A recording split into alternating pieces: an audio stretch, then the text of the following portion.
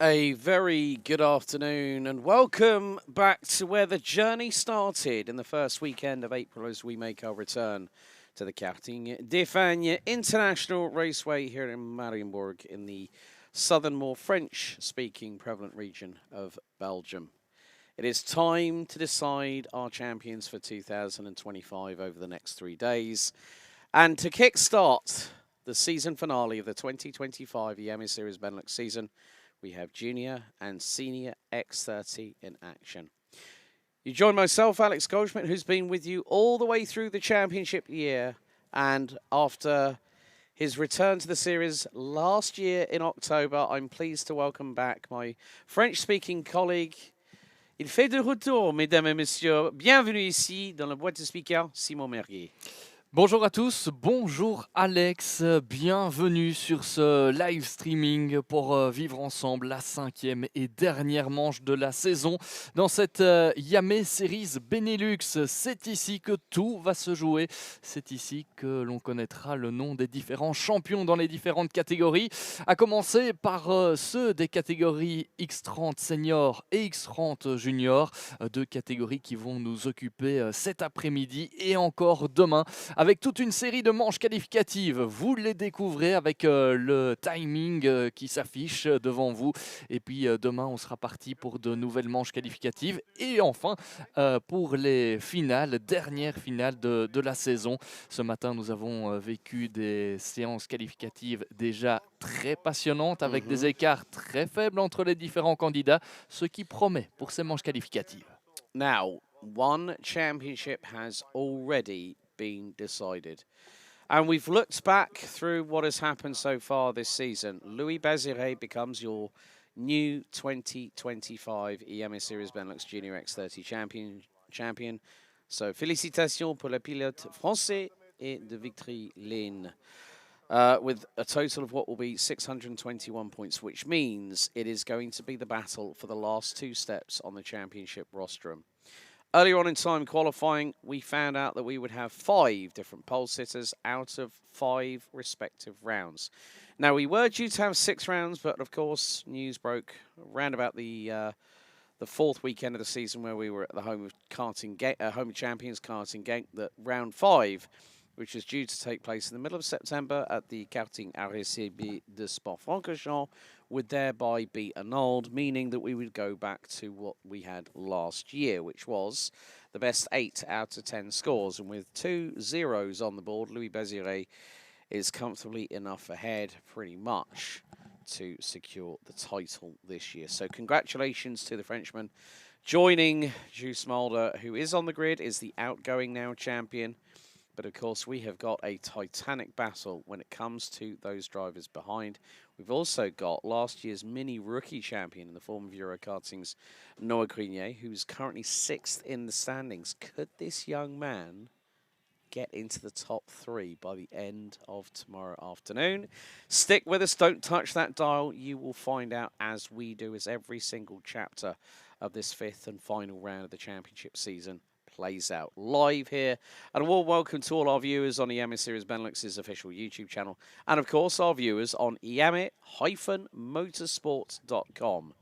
And it's been a real pleasure, I have to say, to have had the company of the returning Thomas Bastin earlier on at the first round of the championship this year, and of course Guillaume Alvarez joining me for the double-header at Karting Genk. But Jan Rodriguez became the fifth driver out of our senior junior X30 contingent, but in seniors, well, it was Yanni Bouillet that took pole position from Henki Kalteren by 18 thousandths of a second. We are gearing up for our first heat, which will be groups E versus F. You will have just already seen the timetable. It's going to be a very, very packed day, as it always is on Friday afternoon. And then also we've got the big finale tomorrow on Saturday, which means it is going to be a very, very long day. But green flag waves as we are about to get the season finale racing here in Mariembourg. So let's take you through the starting grid for Heat 1, X30 Senior, E versus F. Zem van der Hayden, 2 points behind Kevin Lantinga in the championship standings, lines up on pole position. Mathis Marchot, new signing halfway through the season with RSD Karting, is going to be alongside him on the front row. Then it's Romain Saleh and Roxanne Antinga, Marcus Gloom, Sebastian Mins, Oscar Gudshaw, Matthias van der Kerkhoff, another driver in championship possibility this weekend.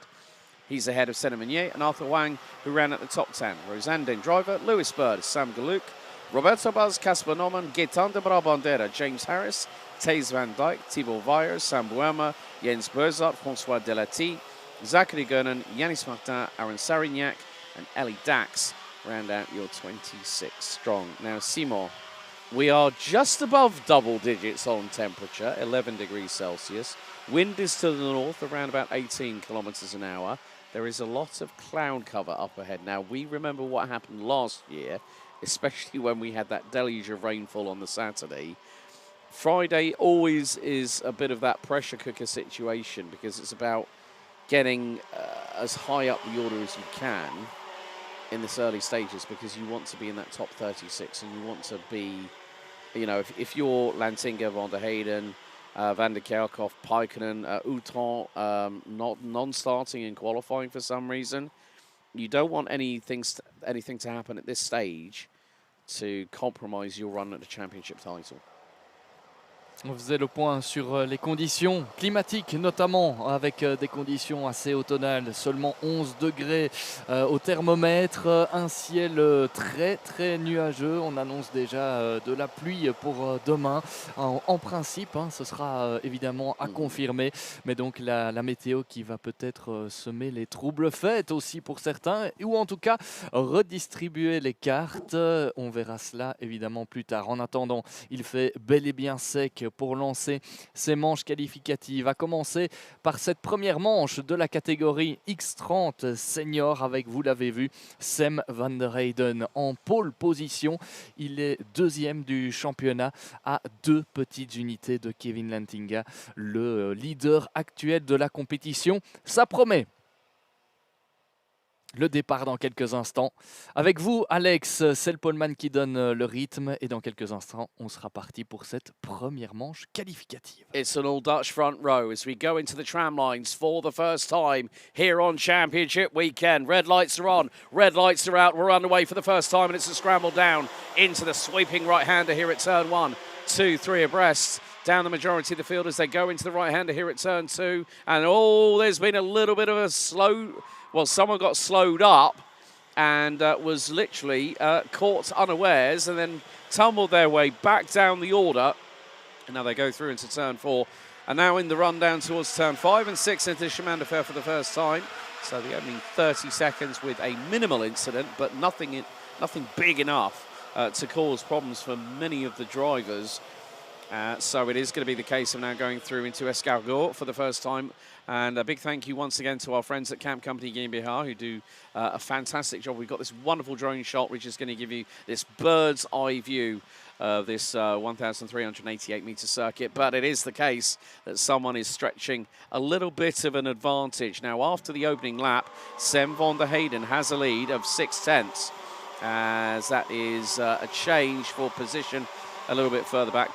Kevin Lantinga, I think, has just lost out. Yep, that is a Croc Promotion chassis to Matthias van der Kerkhoff, who's now made up 3 spots. And Sebastian Mins, I think that was, that's just had Romain Saleh up the inside through into turn 4. They just about make it through their line astern of the quartet. But Sam van der Heyden trying to pull away.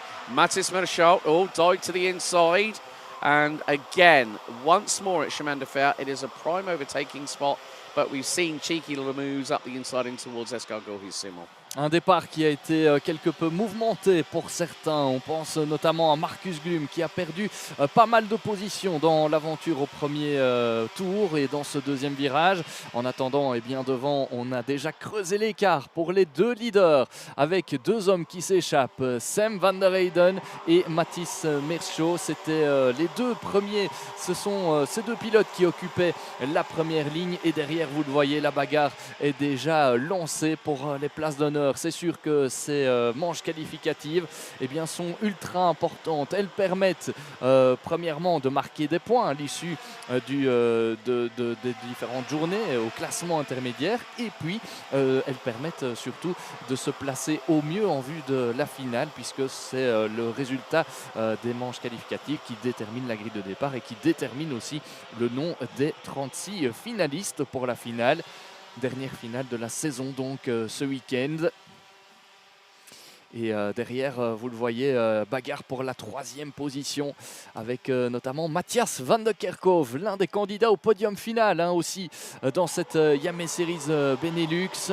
Matthias van de Kerkhoff qui est remonté à la 3e position devant le français Romain Saley, qui est là en 4e position mais qui n'a pas dit son dernier mot, car derrière ça bagarre aussi avec Roxane Lantinga qui vient se placer à la 4e position dans ce virage numéro 3. Et regardez, ça se bouscule. Yeah, I mean, les hostilités sont commencées ici à Mariembourg. Elbows are out, knives are well and truly sharpened, and there is going to be no give or take. But in the meantime, well, you can see just by what's happening now, Matthias Machot has got through on Sven van der Heyden for the race lead. So that is now a change for the two on the front of the field. So again, Matthias Machot, he seemed to struggle with Club Rosendahl. Decided to make the change, but it was an amicable split. Decided to go with RSD Karting with Sebastian Beyond and the crew there. So he's really become he's really been reinvigorated.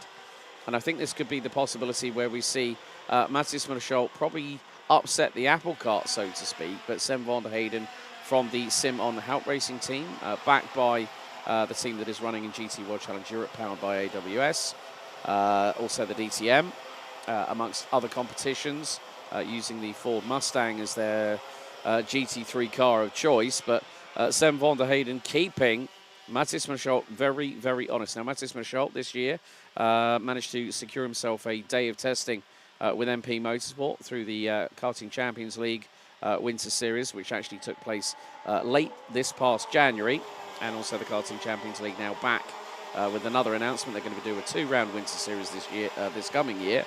But still, Van der Heyden decided to make a conscientious choice. It was either go after the Iame Series Germany crown or go after this crown here, and he felt, well, after 2 rounds in, let's stick with the Benelux. I've got a really, really good chance of trying to go for the title.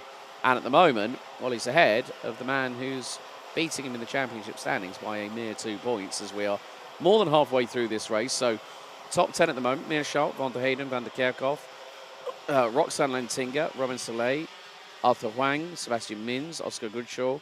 Rosanden Drivers moved up into the top 10, which is completed by Senna Meunier in the 2:48. But still, the battle continues at the front end of the field. Meerschaert versus Van der Heyden. Really good battle, 0.13 of a second adrift of each other. And they're keeping each other very, very honest with 4 minutes plus change and an additional lap to go. Nous avons passé le cap de la mi-parcours à présent. 10 minutes et 1 tour au total dans ces manches qualificatives. Il reste 4 minutes désormais au chronomètre avec, vous l'avez vu, un changement de leader par rapport aux positions de départ. Mathis Meerschaert a pris le meilleur sur Sven van der Heyden. L'écart entre ces deux-là est vraiment très très faible. 1 dixième et demi, même un peu moins au précédent pointage. Ils sont roue dans roue, et derrière, la situation s'est quelque peu décantée avec Matthias van de Kerkhoff qui a pu se détacher de ses adversaires. On a ensuite Roxane Lantinga et Romain Saley qui sont respectivement aux 4e et 5e positions. La situation qui s'est un petit peu décantée après, c'est vrai, quelques virages où ça a été très très serré, où on a vu des dépassements sur plusieurs virages. Et certains se sont fait surprendre. C'est évidemment le jeu dans ces manches qualificatives. Il faut se placer au mieux. Et ici, Sven van der Heyden est idéalement placé. Et il va peut-être pouvoir porter une attaque d'ici quelques minutes maintenant. s'il veut finalement revenir et maximiser ses chances de titre encore. On l'a dit, il est en bonne position face à Kevin Lantinga. Seules 2 unités d'écart entre ces deux-là. C'est donc a priori entre ces deux pilotes que tout va se jouer ce week-end. Et regardez l'aspiration dans cette ligne droite de Mariembourg, ultra importante. Et peut-être un dépassement, mais pour l'instant, Sam van der Heyden est un peu loin et il reste sagement derrière. C'est aussi le jeu, hein, c'est la gestion de ces manches qualificatives, la gestion des pneumatiques également qui est importante. Et on verra forcément à l'issue de cet exercice qui sera l'élève le plus prompt dans ce genre de manches qualificatives. 2 minutes 10 encore au chronomètre. So, Gaetan de Brabandera has been given a time penalty of 5 seconds for pushing. So, someone already coming under the kibosh from race control. Proceedings overlooked by Series Race Director Dave Ritson and his team. So, race control have multiple cameras, including the live stream coverage, to analyse and look over incidents as required. But Matthias Marchalt has got Sam van der Heyden in the slipstream into turn 1. It was 8/100ths of a second between them last time around, so you can feel that there's a little bit of change possibly in the air as Marchalt has been holding on to the race lead in the number 250 from RSD Karting. Sam van der Heyden, only one of 2 drivers for the Simon Hout Racing team. The other one, Ches Pedersen, who's going to be running an X30 Junior a little bit later on. But again, it just goes to show the depth and the breadth of the talent that we have in this series. Of course, over the years, the amount of people that have come back in their droves as all. Look at this squabble here going through Addersham-Anderfair now into Escargot. That is the beauty of having this drone here, because it really gives you, as I said, a bird's eye view of exactly what's happening. And Escargot, it's a difficult place to try and overtake. You can overtake trying to go into it and go out of it, as we've got 2 more laps to go. Marchalt and van der Heyden, 86 thousandths of a second apart, and there is a change for the lead. So van der Heyden did get through going into turn 1 and took the initial advantage over Matthias Marchalt. So they come out of turn 3. Then it's the fast left-hander here at 4, through the sweeper at 5 and into the hard braking zone, where we do see that the back axles do get a little bit squirrely under braking. But more to the point, Addersham-Anderfair, nice and neat and tidy there by Matthias Marchalt and Sam van der Heyden, who are second and first respectively, with Matthias van der Kerkhoff trying to close them down, but the timer is coming down to 0. Next time around, Simon, we've got the final lap of the first heat of the weekend. Oui, on arrive tout doucement dans le dernier tour de cette première manche qualificative, et au moment d'aborder ce dernier tour, on l'a vu il y a quelques instants, il y a eu un changement de leader. Sam van der Heyden a repris sa première position face à Mathis Merchaud, et regardez comme Sam van der Heyden est en train de fermer les portes par rapport à son adversaire, Mathis Merchaud, qui sort d'un excellent week-end du côté de Genk. Mathis Merchaud qui avait terminé 2e de la finale, c'était très très bien fait de sa part, et il a donc de grandes ambitions ici à Mariembourg. Attention, la bagarre entre les 2 leaders qui fait les affaires de Matthias van der Kerkhoff notamment, qui revient petit à petit sur ces 2 hommes-là. Pas suffisant a priori pour aller porter une attaque et subtiliser la première place dans cette manche qualificative. Le dernier freinage, et on ferme très bien la porte du côté de Sam van der Heyden, qui va s'imposer pour un rien dans cette première manche qualificative. Il y aura déjà eu de l'animation, et c'est bel et bien Sam van der Heyden qui s'impose. C'est le premier à inscrire son nom au palmarès des manches qualificatives aujourd'hui. Victoire devant Mathis Merchaud et Matthias van der Kerkhoff. So, Sam van der Heyden takes the opening heat of the weekend. That's heat E versus F by 25 thousandths. It was a photo finish between the pair across the line after 12 laps of racing. Matthias van der Kerkhoff P3 with the fastest lap of the race, ahead of Roxanne Lantinga, Roman Saleh. Arthur Huang made up 4 places from 10th on the grid to finish P6, ahead of Oscar Gouchot, Sebastian Mins, Senemanier and Roberto Bars from Belgium, making up 4 places to round out the top 10 Resenden driver. Marcus Gloom, Sam Gluck, Lewis Bird, Casper Norman, Thibaut Vires, Sam Boema, Jens Berzart, François Delati and James Harris round out your top 20. Thijs van Dijk, Yannis Martin, Aaron Sarignac, Ellie Dax, Gitan de Brabandera, and Zachary Gurnan, unfortunately, would be at the end of the field come the end of this 12-lap race. But Sam van der Heyden at the moment takes the first heat win out of 15 here this weekend in X30 Senior.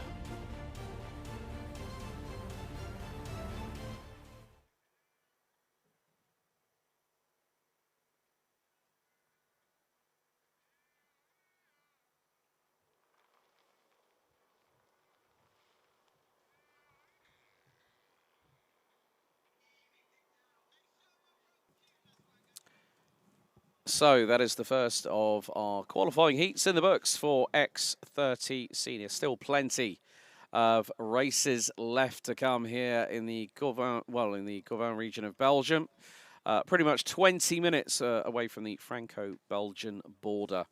It's a wonderful facility, great circuit, great flowing circuit here at Mariembourg, which always provides a great opportunity for the drivers to really be pushed to the limit. And of course, this is where we start and where we always, at the end of every season, come home to where, as they say, where home is where the heart is. And that's exactly the case here with the Iame Series Benelux. That is why we are back here every single time. And it's always a pleasure to be at this part of Belgium itself. Of course, the likes of the who's who of who's competed here, the likes of Jenson Button, Kimi Räikkönen, Michael Schumacher, the list goes on and on.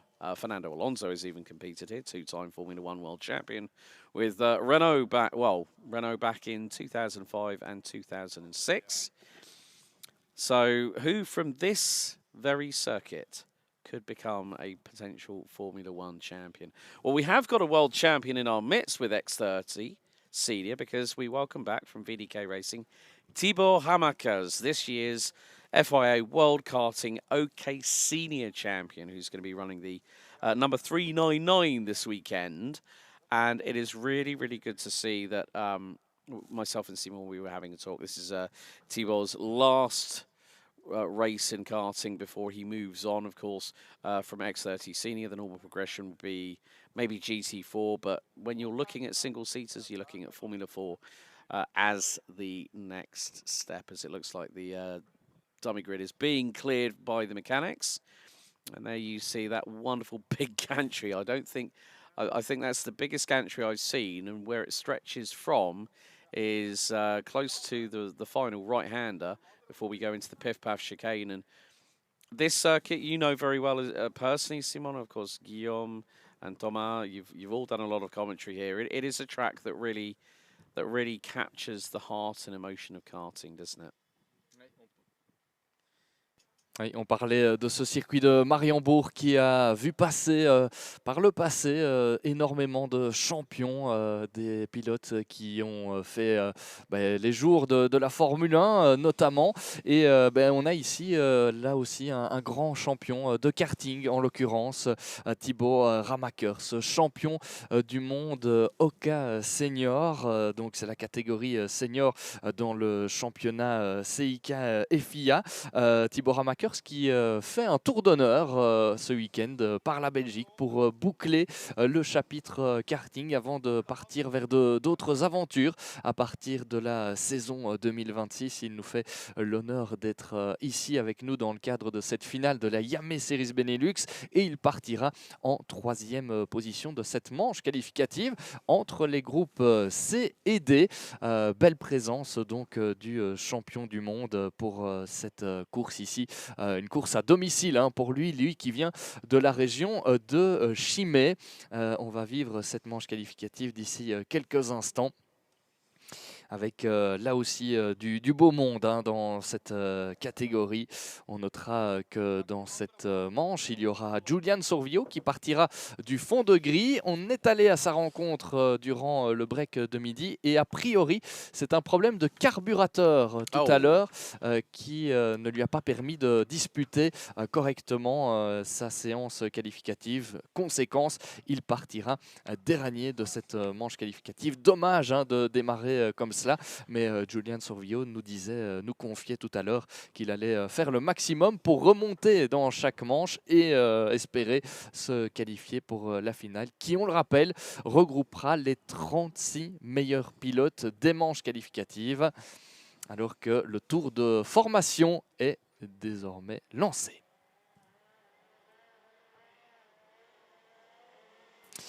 Voilà le tour de formation avec une grille de départ que vous découvrez à l'instant. En pole position, Gabriel Stilp, le pilote britannique qui aura à ses côtés Lucas Orsica. Deuxième ligne pour le champion du monde Tibor Amakers et pour Devon Achelen. La troisième ligne pour Raphaël Bourlard, le rookie, accompagné de Dan Steinman. Septième position, Victor Louis. La huitième pour Anthony Bangartz. On retrouvera derrière eux Charlie Glum et Milan Marsac. Ça, c'est pour le top 10. Onzième position pour Mirko Waters, accompagné sur la sixième ligne de Tobias Norman. Yes, Polderdijk prendra le départ depuis la 13e position. 14e place pour Maxime Prudent. La 15e pour Lucas Moulard, qui partagera la 8e ligne avec Dinan De Vos. 17e position pour Lars Wenink, devant Kassorteus, Tom Scholz, Sébastien Serezov, Gims Merkelbag, Florent Dirda, Moritz Mohr, le pilote allemand, Kiano Wellens. On retrouve à la 25e position Hermine Delikovic. Ensuite, à ses côtés, on retrouve Mathis Renette. Et enfin, Julian Sorvio pour compléter ce classement. Yeah, really interesting to hear that sometimes the carburetors are not always compliant on these chassis, and that is why sometimes these drivers have to, they have to fight back, and that is exactly going to be the case of what we will see from the drivers here today, especially if you are the 264 down in 27th. Lars Wenink hasn't crossed the timing beam, it looks like. So there could be a possibility that Lars Wenink is going to be starting from the repair area off of the dummy grid. So once the field gets released, then we will have an opportunity to see if Lars Wenink will cross the line. And don't forget to get your comments in if you are watching on. Michael van der Heerde on YouTube goes, "Go Sorvio." Well, you know who he's clearly cheering on. But it is going to be the case of, we've had Sam van der Heyden win the opening heats. Each driver competes in 5 qualifying heats. And after that, we'll have the intermediate classification, which will decide the top 36 going through to the A final. The second 36, so from 37th to 72nd, go through to the B final. And the remaining 9 competitors, they will have an early weekend at an end tomorrow afternoon. But over to you, Seymour, for the start. Le départ imminent, les pilotes qui se présentent dans leur couloir de départ. On est parti pour 10 minutes et un tour avec normalement un bon départ de la part de Tibor Amakers, s'il me semble. Oui, qui a déjà pris la première position. Le champion du monde qui bouclait le deuxième tour, le deuxième virage en tête, mais il a été attaqué directement par, je pense, Gabriel Stilp, effectivement, qui a repris directement sa position. Ah, les hostilités sont donc lancées aussi dans cette manche qualificative. On a Dan Steinman là qui était en 3e position et qui a vu un pilote passer devant lui. Ah, c'était très chaud avec notamment Lucas Orsica derrière lui. That was textbook Gabriel Stilp. He was sideways and he gotten off like a rat up a drain pipe up that one, getting through on Tibor Amakers. But now we will cross the line as there's battles up and down the order as the field makes its way across the line. Stilp defending against Amakers. Dan Steeman from KCR Racing in 3rd. Rafael Boulard, Victor Louis, Devon Hagland, Charlie Gloom, Lucas Horsica has tumbled all the way down to 8th. And there's someone a little bit slow going through the outside of turn 2. I didn't really catch who that was. It might have been Mirko Wouters. Oh, someone's gone bumping over the grass coming out of 3. But Stilp still leading the way. Hamaker's transponder might not be functioning or might have an issue because he's still showing in 2nd according to the timing that I'm seeing. So Gabriel Stilp leads. Oh, no. Ramekers is there. Ramekers is there, but not too sure where this is actually well, it's showing up on our timing screen, so we can tell you that Tibor Hamakers' transponder is functioning. Meantime, Lucas Horsica is trying to move up the order, the Czech Republic driver. Gone purple in Sector 1. And, yeah, and now attack. Here we go. That is it. Hamakers through on Stilp at turn 2. Returns the favour to the man on the Croc Promotion chassis. So it is going to be game on at the front end of the field, but keep your eyes on the 371 from KCR Racing. Also, look at Rafael Bula. He has caught them, and it's a VDK triple-decker sandwich at the moment because they've got Gabriel Stilp from Croc Promotion and Dan Steeman from KCR Racing. They are the two bits of meat in the two layers of bread surrounding them. Oui, c'est très très scellé en tête. Vous l'avez vu, Tibor Hamakers qui a repris la première position qu'il avait subtilisée à Gabriel Stilp durant le deuxième virage. Et regardez, on a désormais un groupe de 4 pilotes qui tentent clairement de se détacher. On a même un groupe de 3 maintenant avec Dan Steinman qui complète pour l'instant le top 3. Dan Steinman, sacré candidat aussi. Regardez, il passe à l'attaque au troisième virage et c'est passé pour Dan Steinman. Deuxième position pour le Néerlandais. Also, Gillian Sorvio in the last 3 laps has made up 11 places from last on the grid from 27th. So now this is an opportunity for Tibor Hamakers to pull away into the distance. And he's got a 3 kart length lead at the moment. And Gabriel Stilp now finds himself stuck in between Dan Steeman and Rafael Boulard. So now this is where things get rather interesting, folks, because you have a man that has just taken the OK Senior FIA World Karting crown, and with 6 1/4 minutes to go, here goes Boulard looking up the inside of Stilp. That was never going to work on a month of Sundays for the Frenchman, sorry, for the Belgian, through on the Brit. But look what it's doing behind. Charlie Gloom, Victor Louis, Devon Hagland, the inaugural pole sitter for this year. They are right with them. So this means it's anyone's guess who might be getting the victory on this one. But at the moment, Tibor Hamakers is controlling proceedings rather nicely. Anthony Bongartz has got the fastest lap of the race so far. But I think Hamakers is not quite out of the woods yet, Seymour. There's still a lot of this race to run. Ouais, Tibor Hamakers qui a pris quelques mètres d'avance là sur Dan Steinman. Et oui, la bagarre pour le premier accessite qui a fait les affaires du Belge. Mais rien n'est terminé dans cette course. On sait que le phénomène de l'aspiration a énormément d'importance. Tibor Hamakers n'en a pas. Dan Steinman en a un petit peu. Et derrière, Gabriel Stilp n'a pas dit non plus son dernier mot. Regardez, il passe à l'attaque. Ouais, il repasse là où Dan Steinman l'avait surpris un tour plus tôt.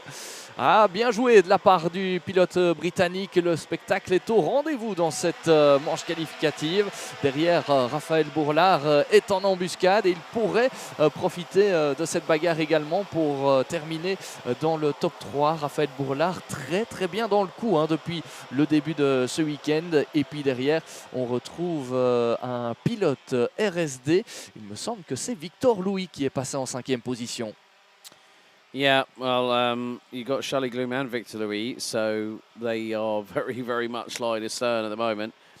Sorvillo, fastest lap of the race, and he's up to 13th. He's halfway through the grid as again Rafael Boulard looking for that inside line. A bit of a hip check between him and Dan Steeman, and they clash sidewalls. Oh, they've got to keep their elbows in a little bit as Gabriel Stilp up the inside, through at turn 3, takes the lead from Tibor Hamakers. Again, it just goes to show Gabriel Stilp, a known quantity in X30 Senior. And when you have a man that has just picked up the OK Senior FIA World Karting title, you have got an explosive mix on your hands. 3 minutes 45 to go. Gabriel Stilp from Croc Promotion back at the front of the field ahead of Hamakers. And it is going to be Steenman that is still it's not Steenman that's holding on to it anymore. But look, Boulard is going with Hamakers. So this shows one thing, to our dear audience, strength in numbers. If you've got 2 karts from the same morning in a qualifying heat situation, you tell them to play the team game. Whether they listen, It's not down to you, it's down to their decisive minds underneath those race helmets. But still, Gabriel Stilp is doing a really, really good job keeping Thibaut Ramakers at bay. Boulard, I think, is going to be the dark horse in this trio, but Steeman, Victor Louis, Victor Louis, I think, might have lost out to Devon Hagelin, who's moved up a position. So great to see Devon Hagelin, who's also not been around for all of the championship season this year. He has still showcased that maybe next season as a senior X30 driver, we could see that after a year of development and learning, it's a steep learning curve when you move up from juniors to seniors, and still Ramakers putting the pressure on the shoulders of Gabriel Stilp as we head into turn 3 here on what is now lap 9. Still, Julian Sauvio now up to 11th. And how far is he behind Milan Marczak? He's right with him. He's probably got past him now. So they're going to go through Sauvio's fast. Oh, so Sauvio and Marczak, not that much between them. Probably about a 10th or so. So I think Milan Marczak's going to have to be very, very worried about what Julian Sauvio does next, because now he has an opportunity to at least finish in the top 10 by the end of this race, maybe even a little bit higher. On ne s'ennuie pas dans cette manche qualificative avec Gabriel Stilp qui a toujours l'avantage sur Thibaut Ramakers. Thibaut Ramakers qui est dans son échappement. Derrière, on a vu la superbe remontée de Julian Sorvio. 16 places de gagné. Il est pour l'instant 11e et pourrait entrer dans le top 10. On l'a vu mettre la pression notamment sur Victor Louis. Attention à Julian Sorvio qui a des pneus un peu plus frais que ses adversaires. Et oui, il n'a pas disputé la séance qualificative, il est donc parti avec des nouveaux pneus et ça fait visiblement la différence. Retour sur ce qu'il se passe en tête désormais avec Gabriel Stilp, Thibaut Ramakers et Raphaël Bourlard qui est revenu sur les deux leaders. On le disait, bien en forme ce week-end, Raphaël Bourlard, et c'est peut-être lui la surprise de ce week-end. Il avait à cœur de terminer la saison en beauté.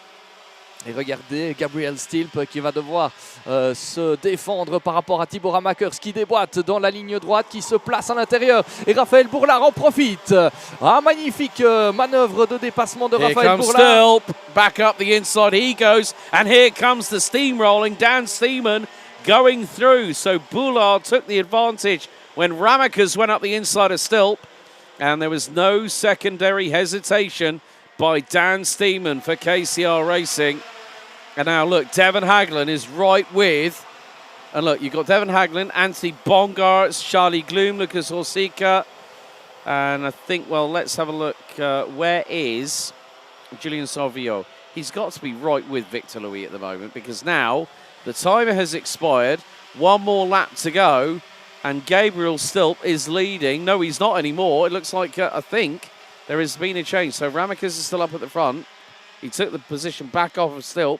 1 lap to go. Ramakers lead. Stilp in second. And Steeman rounds out your top 3. Le dernier tour avec Thibaut Ramakers en tête. Derrière, la bagarre avec Dan Steinman et Gabriel Stilp. Ça défend du côté du pilote britannique pour tenter de conserver le néerlandais derrière lui. Et puis la situation, c'est un petit peu compliqué pour Raphaël Bourlard derrière. Regardez, avec un groupe de poursuivants assez conséquent. Attention à bien fermer les portes. Regardez, ils sont roue dans roue. Oh, ça se touche à l'épingle du chemin de fer. L'accrochage avec notamment Lucas Sorsika, je pense, Milan Marczak qui passe dans l'herbe. Oh, quel dernier tour de folie là dans le groupe de poursuivants. Et pendant ce temps-là, on a Thibaut Ramakers qui va venir s'imposer dans cette manche qualificative devant Gabriel Stilp et Dan Steinman. So, Thibaut Ramakers comes back with a bang. The FIA OK Senior World Champion for 2025 takes heat number 2. I think another driver involved in that incident was Charlie Gloom. I noticed it was an RSD kart, and I think, 2:45. Charlie Gloom ends up down in 13th position. But what a run by the man that just recently secured the FIA OK World Championship title, Thibaut Ramakers from VDK Racing. Finishing ahead of Gabriel Stilt with Dan Steeman rounding out the top 3. Rafael Boulard could have been in a top 3 position, but ended up. Well, it's DGM racing for Rafael Boulard, so apologies there for VDK. There's a lot of screens we're looking at the moment and a lot of open window tabs on browsers. So Devon Hagland for Fusion Motorsport Benelux, Maréchal Racing's Anthony Bongartz, Julian Salvio up to 7th, and with the fastest lap of the race, 20 places gained by the Belgian. Good job by him. Head of Victor Louis, Tobias Norman, Maxime Prudent, Luca Moulin, Mirko Wouters, Charlie Gloom, Lucas Hossika, Keanu Valens, Jesse Polderdijk, Florian Dierda, Kaz Orthaus, James Merkelbach, and Dinan de Vos round out the top 20. Sebastian Cherysov, Tom Schultz, Mathis Renet, Maurice Moore, Milan Markzak, all the way down in 25th at the end of that race with Ermin Delkovic. And Lars Venink rounding out the 27 strong. But Ramekers takes a win here in heat number 2, C versus D for X30 Senior.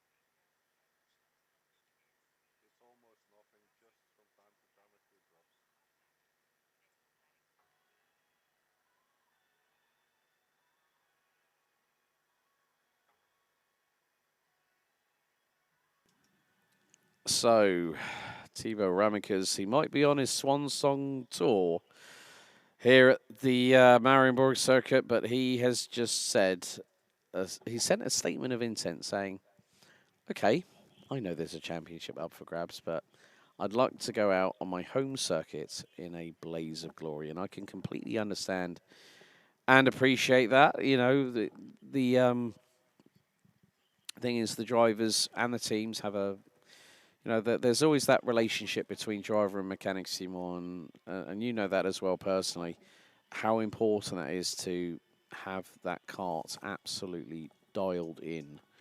And Gabriel Stilt, you know, we know how good he is, but Ramekers just had that little bit, something extra.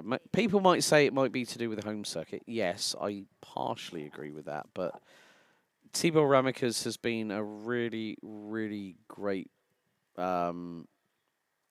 representative for Belgium in international competitions, and to see one of our very own here in this neck of the woods take a world championship title is something quite nice. So it kind of reminds me with rallying with Thierry Delaray. No, not Thierry. Thierry Neuville with a Hyundai. When that happened, everyone went crazy because he'd been close, and then with Hyundai and the i20 NWRC, he finally got the title, and now we've had it in karting with Thibaut Ramekers. And for you as well, you know, seeing that, I know for a fact that our good learned friends, Thomas Vastin and Guillaume Alvarez, were spamming people's social medias, weren't they? And apologies for getting the names incorrect there. I did mean Thierry Neuville, but my brain decided to engage otherwise. Sorry, Thierry. Il ne vous en voudra pas, Alex, ne vous inquiétez pas. La préparation pour la manche qualificative suivante, cette fois-ci, ce sont les groupes A et B qui vont s'affronter avec forcément celui qui avait réalisé la pole position absolue dans la séance de qualification avec Yanis Bouillet qui s'est offert la dernière pole position de la saison, sa première en 2025. Belle performance de la part du pilote belge qui aura à ses côtés un sacré candidat Henki Kalteren, le néerlandais, habitué de cette Iame Series Benelux et qui avait brillé notamment lors du dernier rendez-vous à Genk. C'était lui qui s'était offert la dernière finale jusqu'ici. Et donc, ben voilà, ce sera une très très belle course a priori entre ces groupes A et B, et puis on passera à la catégorie X30 Junior dans la foulée, mais en tout cas, la deuxième manche qualificative de la catégorie X30 Senior aura été vraiment très très disputée, palpitante, avec beaucoup de rebondissements.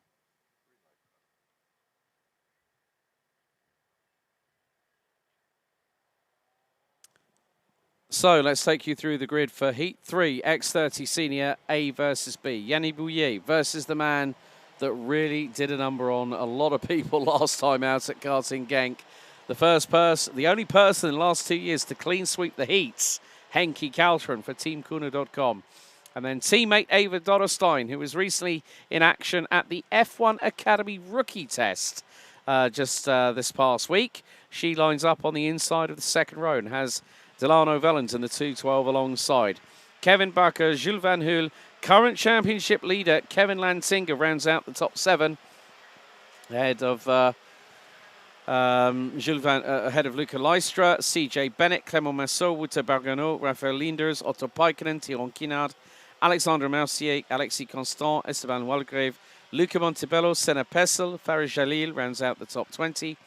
Matt Simon, Pepin Steiger, Lorenzo Notorigo, Roman Krupianko, Angelo Mali, Nick de Gois, Dennis Beaumont, and Clément Outron round out the round out the 28.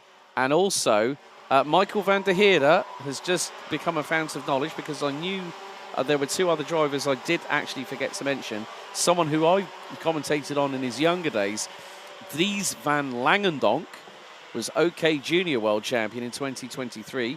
Gilles Herman won the Academy Trophy last year, and now, 3 years in a row, a Belgian has won an FIA title of some major significance. So that just goes to show that Belgium is now one of the big nations for karting. You know, when you look at, say, over the years, the amount of drivers that have come through the ranks, it's now that we see, when it comes to world and international karting, that France for many a year were dominant, Germany for many a year were dominant, and so on and so forth, the United Kingdom, Italy, so on and so forth. And now we're seeing in this second decade of the this century, we're seeing that the Belgians are really, really bringing some great talent.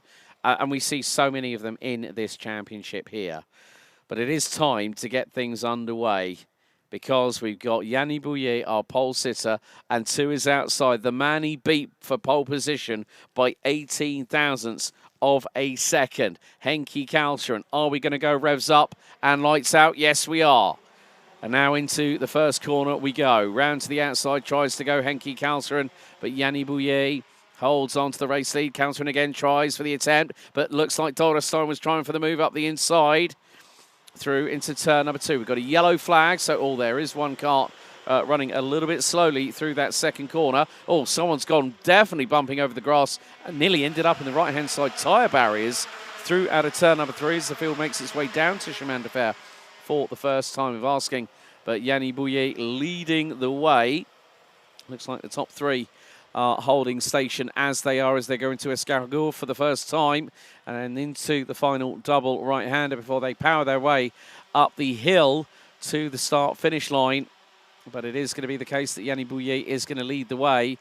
And Kalteren, now let's see who is where after this opening lap. So Bouillet will cross the line first. Right, so where has Ava Dotterstein dropped to? She's dropped to 7th. So Henki Kalteren P2, Delano Vellens, Kevin Bakker, Kevin Lantinga, Luca Lystra, Ava Dotterstein, Clément Massot, Jules Van Hoel. There is going to be a change, however, because Kevin Bakker has just been passed through turn 3 up the inside by current championship leader on the Croc promotion, the 332 from the Netherlands, Kevin Lantinga.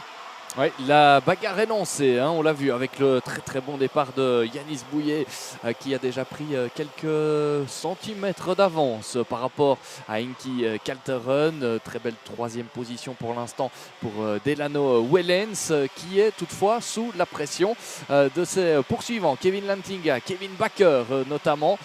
Kevin Lantinga qui est passé à l'attaque, on l'a vu. Lui qui est en tête du championnat pour l'instant et qui a un titre à aller décrocher ce week-end.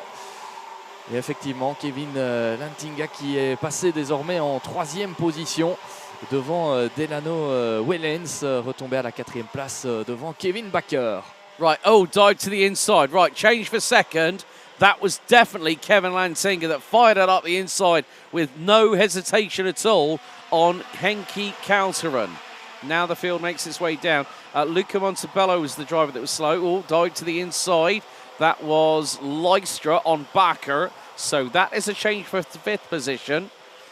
So you can see now the peloton is starting to emerge, but Yanni Bouillet holding on to what is a slender lead of about 6 to 8 kart lengths. The gap was after 2 laps, 0.47 of a second. Let's see. Now, because Lantinga's got a bit of clear air in front of him, he can start to push. The gap is now up by a tenth to 0.57 of a second. So, and Delano Wellens holding into the slipstream. Looks like again, Lystra. Oh, well, Clément Massot for the TB Kart team. No team manager in the form of Ellie Goldstein. I had the opportunity to catch up with Ellie at the TB Kart the 24 run at Ottobiano, which is at the South Milano circuit in the Pavia region, just off of the Lombardy border.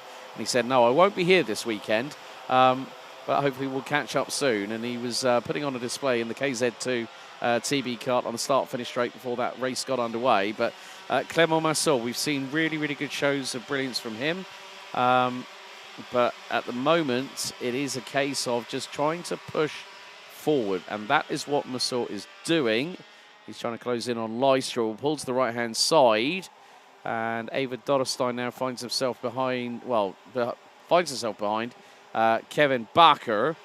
CJ Bennett is currently in 11th. He's behind Jules Van Hulu, rounds out the top 10. Otto Paikkonen has been struggling to move up positions. Now, the Flying Finn had pace at the last 2 rounds at Genk, but here at Mariembourg, it seems like the kart is probably not set up to his liking at the minute. Ouais, Clément Massot qui est passé en 5e position devant Luca Leistra, il me semble. Ouais, le pilote qui roule désormais sous les couleurs de TB Kart est bel et bien à la 5e place et est devenu le premier poursuivant. Hein. Finalement du groupe de tête. Très belle remontée, très belle course pour l'instant pour Clément Massot qui a gagné pas moins de 5 positions. C'est pas mal pour le pilote belge qui s'était imposé dans cette Iame Series Benelux l'an dernier lors d'une course assez atypique du côté de Genk, parti dernier sous la pluie avec des pneus pluie alors que les autres avaient pris le choix des pneus slick. Et ça se bagarre hein, derrière. Comme quoi, rien n'est définitif dans ces manches qualificatives avec une très très grosse bagarre au milieu du peloton.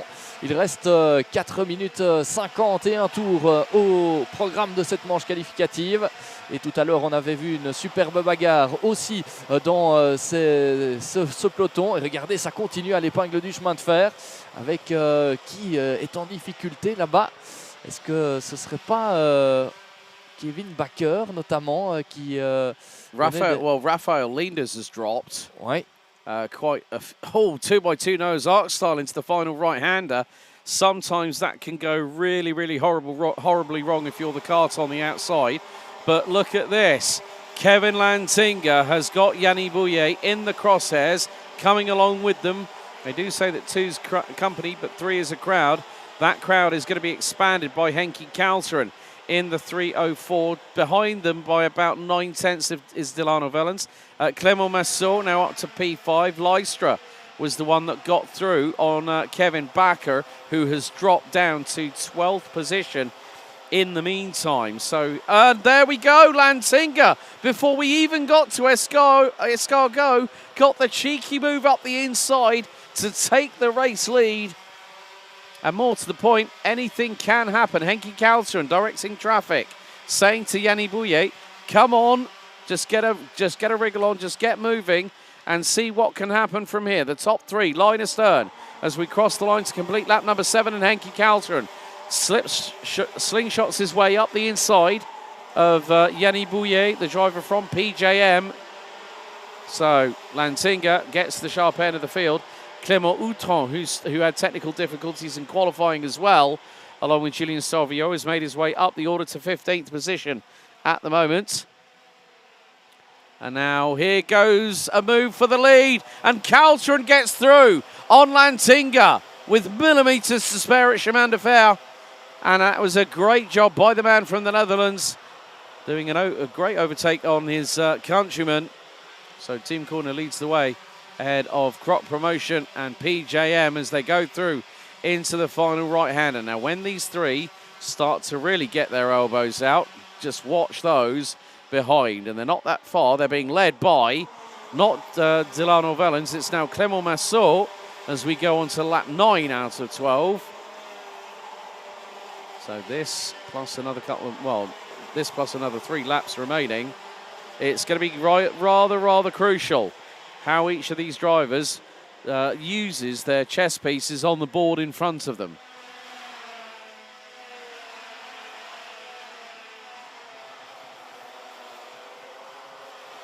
And now Yanni Bouillet gets through on Kevin Lantinga at the inside of the inside part of the latter bit of Chemin de Fer.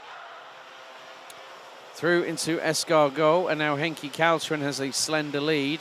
Clément Massot has started to get away from everyone battling behind him.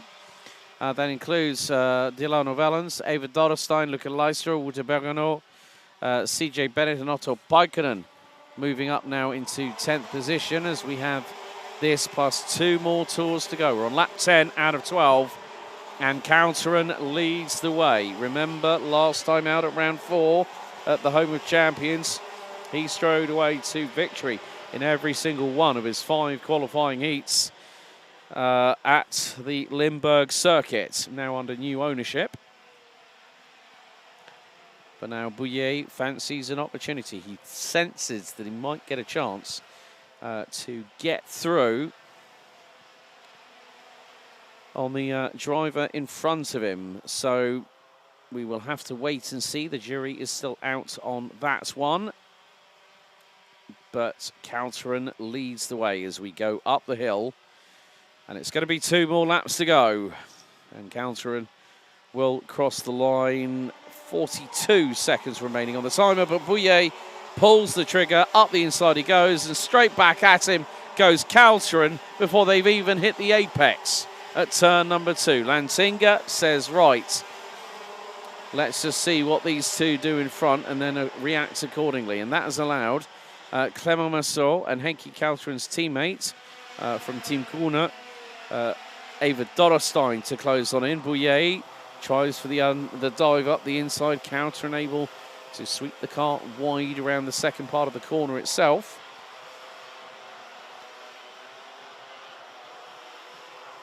So timer now hits 0. 1 more lap to go. And at the minute, it is Henki Kalteren that leads the way, ahead of Yanni Bouillet. Kevin Lantinga in P3. 4th, it's Clément Massot, followed by Eva Dorrestein. Last lap underway. It's now the dogfight at the front end of the field. And Bouillet nearly looks up the inside of Kalteren. Lantinga's trying to do every which way you can to try and get through on Yanni Bouillet. And that's not proving to be helpful for the man who's currently leading the championship standings. He's got to try his level best as they're going to head down into Chemin de Fer. Bouillet covers off Lantinga at that point on the circuit. Lantinga trying every trick of the book. Let's see, can he get through after Escargot? And managed to make his way forward. The final lap about to come to its inevitable conclusion, as Henki Kalteren will lead us up the hill for what will be the penultimate time. Last lap underway. Kalteren's lead is going to be minimal at best. And is 0.153. Well, the checker has come out apparently. So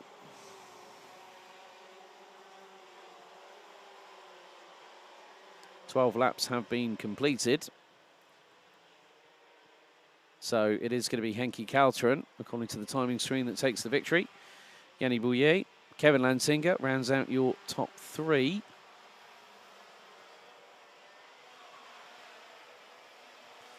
Clément Massot, according to this, yep, so Clément Massot, David Dorrestein, Wouter Bergeron, Dilano Vellens, Luca Lystra, CJ Bennett, Otto Paikkonen, Kevin Barker, Jules Van Hoel, Clément Outron making a good recovery up the order from 28th on the grid to finish 13th. Fagnes Jalil, Raphael Linders, Alexandre Mercier, Thierry Quinard, Lorenzo Notarigo, Esteban Valgrave, Senna Pessel, Angelo Meli, Alexis Constant, Dennis Bowman, Pepin Steiger, Nick de Gois, Matt Simon from CG Motorsport, Luca Montebello from RSD, and Roman Krupianko from Santa Maria Performance rounds out the 28 runners and riders after that one. So 3 heats in the book so far, 3 different winners, with Henki Kalteren winning heat number 3, A versus B in Senior X30.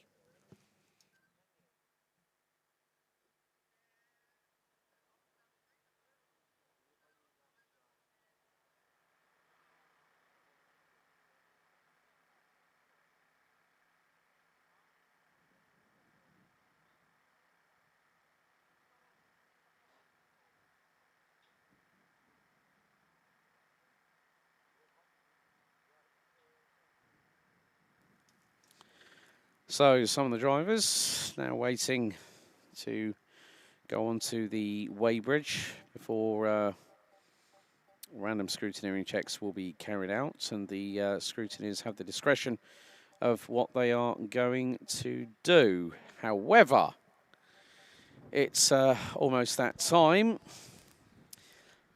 So let's head down to our interview zone, and standing by with Simon Mirguet is Heat 3 winner and the man that clean swept the board at Karting Genk last time out. It's Henki Kalteren for Team Kuhne. Simon, over to you.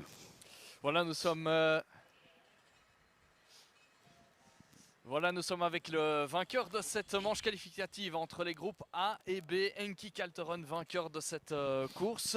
So Henki, congratulations for this win. What a way to begin the weekend after a perfect weekend at Genk. Yes, thank you. I was being confident throughout the weekend because after the last race was a perfect race weekend. Yeah, I managed to make the victory, but I still think there's speed to get extra. Yeah, this weekend we have Thibaut Ramakers in the category. How is it for you to race again this driver? Yeah, it's a driver like every driver. In the X30 it's different, like okay, you can see. So we will see this weekend. Voilà, merci Henki pour ces quelques impressions déjà, impression par rapport à son début de week-end et cette victoire dans cette manche qualificative, et puis impression par rapport à cette bataille avec Thibaut Ramaxos, le champion du monde au Cap. Petite impression qui dit que voilà, il aura affaire à un pilote qui est un pilote comme les autres finalement. Voilà qui est dit, la suite dans quelques instants. Yes. Thank you, Henki. Thank you very much, Simon. Thank you very much for Henki having a chat with Simon after taking the heat victory there for Heat 3 in X30 Senior. They'll be back in action at 3:30 this afternoon local time. We've got 2 Junior X30 heats coming up very shortly. The first one will be starting in just under 2 minutes' time. But then we'll have 3 senior heats. We'll have a pause between 4:30 and 5:10 this afternoon before we go on to the final 3 heats of Senior X30 today. So 9 in total, 11 heats over the course of today. And then tomorrow we will then also have some more qualifying heats to go. There you see the Junior X30 grid. So 6 heats in total for all our Junior X30 competitors. Each will take part in 3 of the 6 respective heats. And then after that, the top 36 will go into the Junior A final. And then tomorrow evening, we will not only have our podiums for the race weekend for the A finals, but then also the presentation of the championship trophies and the IWF 2025 tickets. So, juniors, anywhere between 12 to 15 years of age, and they will be running on either a national, international junior or senior license. The engine of use is the Iame X30 125cc's. Drivers will be minimum weight 145 kilos and will be running with the Comet K3H's. The seniors running between 14 and 29 years of age. 158 kilos is the weight limit using the same engine and tyre combination.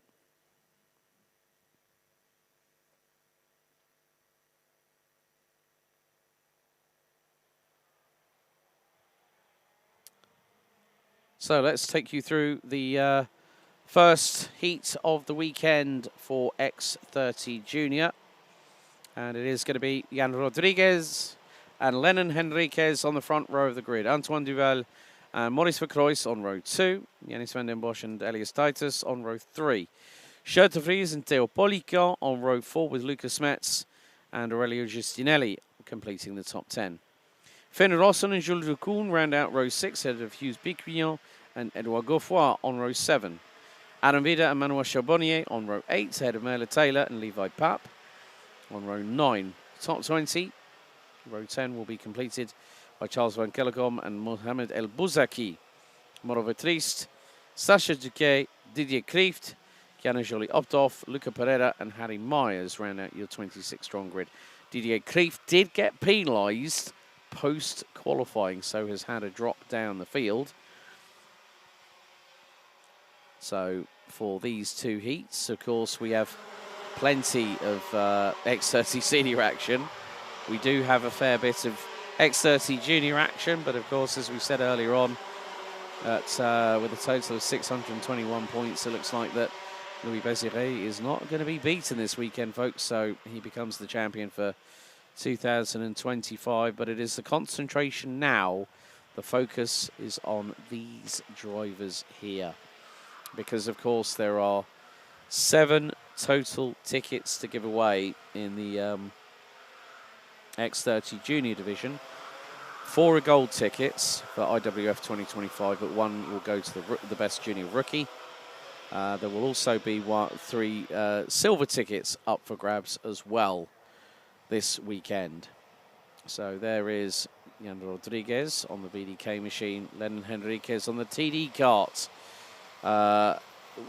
Chassis brand owned and operated by a certain multi-time shifter class champion here in Iame Series Benelux, Thierry Del Rey, who's now taken a bit more of a step back from driving and concentrating on the brand and on the team operations, because I think in some respects he probably felt it was a bit too much last year, but we have to now see how things are going to play out, because the red lights are on the gantry here for Heat 1.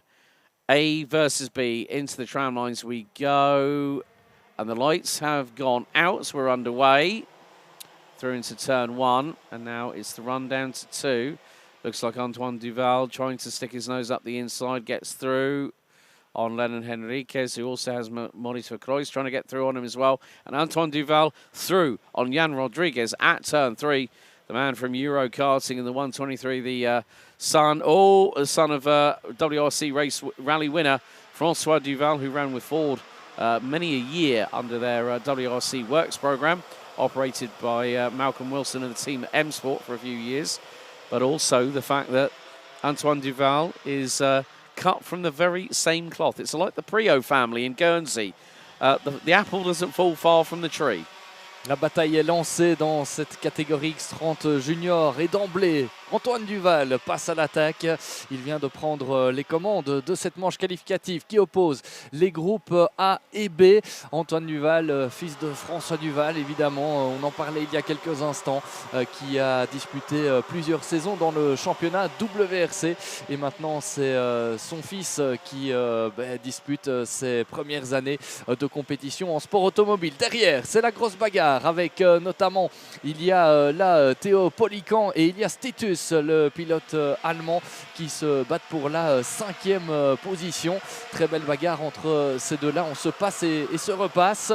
Magnifique opposition. Ouais, c'est même pour la 4e position. Hein. Donc ça veut dire qu'il y avait Yanis Van Den Bosch qui était aussi dans la bagarre. On va refaire le point dans quelques instants. En tout cas, ce qui est sûr, c'est que 3 pilotes maintenant ont pris un peu d'avantage par rapport au groupe de poursuivants. I did see a yellow at the Marshall post off of turn number 3, so someone might have had a bit of a drama. That looks like it might have been Luca Pereira, but Duval leads. Edward Rodriguez for Croix, Titus, Polican, Van Den Bosch, Justinelli, Enriquez, Rossen, De Vries. They round out the top 10, so they are starting to look a little bit more spread out now. Time between first and 10th. After 2 laps, it was 3.9 seconds. So Lennon Henriquez has tumbled all the way down to 8th position. As we've got Stefan Nollet going, go MCK in the chat on YouTube. So a big thank you to the more than 155 of you watching on the YouTube channel. As I can see how many people are watching concurrently. Yes, that is the wonders of modern technology these days. But Duval starting to stretch out an initial advantage, but Maurice Vercroix is the quickest driver out there with a 56.661. There's Titus versus Polican, line astern through turn number 1, and at that point Titus was nearly sideways. Oui, et on est pour l'instant en train de voir que Lennon Henriquez est en difficulté. Hein. Il partait devant et il est désormais 9e. Difficile hein, cette première manche pour Lennon Henriquez, qui faisait partie des pilotes les plus rapides lors des qualifications. Il avait signé le meilleur temps de son groupe tout à l'heure et il a perdu énormément de positions. Antoine Duval qui creuse l'écart. Derrière, bagarre entre Jan Rodriguez et Maurice Vercroix qui est passé en 2e position. C'est lui le pilote le plus rapide. 56,661. C'est lui qui a désormais le tour le plus rapide en course. Et quelque chose nous dit que ce n'est peut-être pas terminé, puisqu'il est passé en 2e position. Prochaine cible pour lui, Antoine Duval. Yanis Van Den Bosch has just got past Aurelio Justinelli for 6th position. Adam Vida in the battle for 2nd in the title has just got passed through on Lennon Henriquez. And as you rightly said, Seymour seems to be struggling a little bit here or there, whether there's not enough waft on the kart, which basically means it's not pushing the driver forwards as it might want to do. And that can sometimes be to, like we said, Julian Sorvio, you said Seymour in qualifying had a carburetor problem. If the carburetor's sticking at one point, it can reduce engine power, because the minute you hit the throttle, the carburetor will normally help open up and bring that air channel in, mix it with the fuel, and then you get the bang explosion in the 125cc engine. So if the carburetor is sticking through throttle issues, then that's going to be a bigger problem that the driver's got to work around and fight all the way through the race itself. And it's not easy when you've got a short time between heats. I mean, the good thing is that the seniors have they have a more taxing schedule than what the X30 Junior drivers do, as Duval leads us into the second half of this race. Still has the lead over Maurice Vercroix from Belgium. Jan Rodriguez still in 3rd, ahead of Titus and Polican, who are still battling away over 4th position, as if their lives depended on it, or was the last swing in the playground, so to speak, that they were both wrestling each other for. But more to the point, Duval is really starting to take control of this race, and he is one of a multitude of drivers that could be in the top 3 at the end of the championship year. So we'll find out what happens next, but nevertheless, Duval is comfortably in front, as a possible look by Theo Polican up the inside of Elias Titus, who is closing in the meantime on Jan Rodriguez. So Rodriguez, the Portuguese driver, has got the German up the inside, who gets through.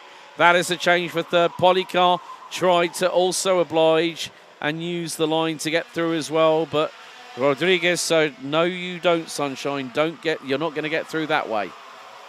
Oui, très belle bagarre pour la troisième position avec le pilote allemand Elias Titus qui s'est montré assez opportuniste hein, là en revenant sur Jan Rodriguez. Il l'a surpris au virage numéro 3. L'attaque était assez incisive, suffisante en tout cas pour surprendre le pilote portugais qui visiblement a un peu plus de mal dans cette seconde partie de manche qualificative.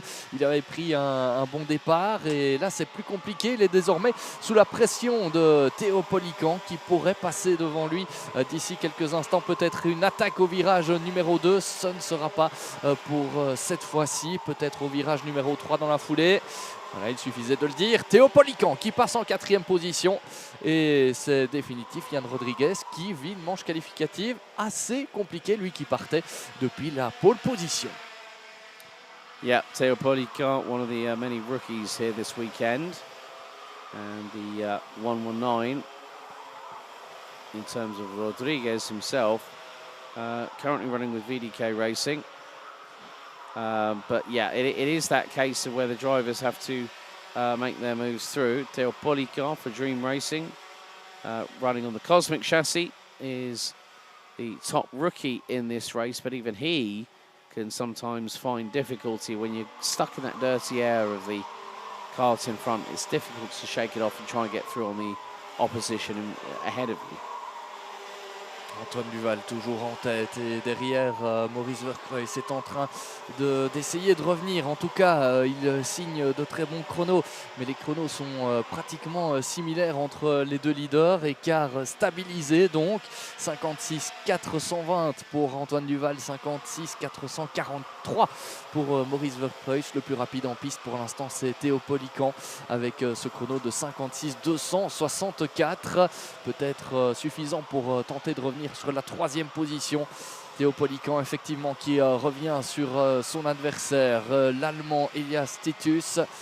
Ouais, il va peut-être bénéficier de l'aspiration dans cette ligne droite de Mariembourg. On le voit en vue aérienne ici. Regardez comme il revient là sur la 3e position, le pilote français.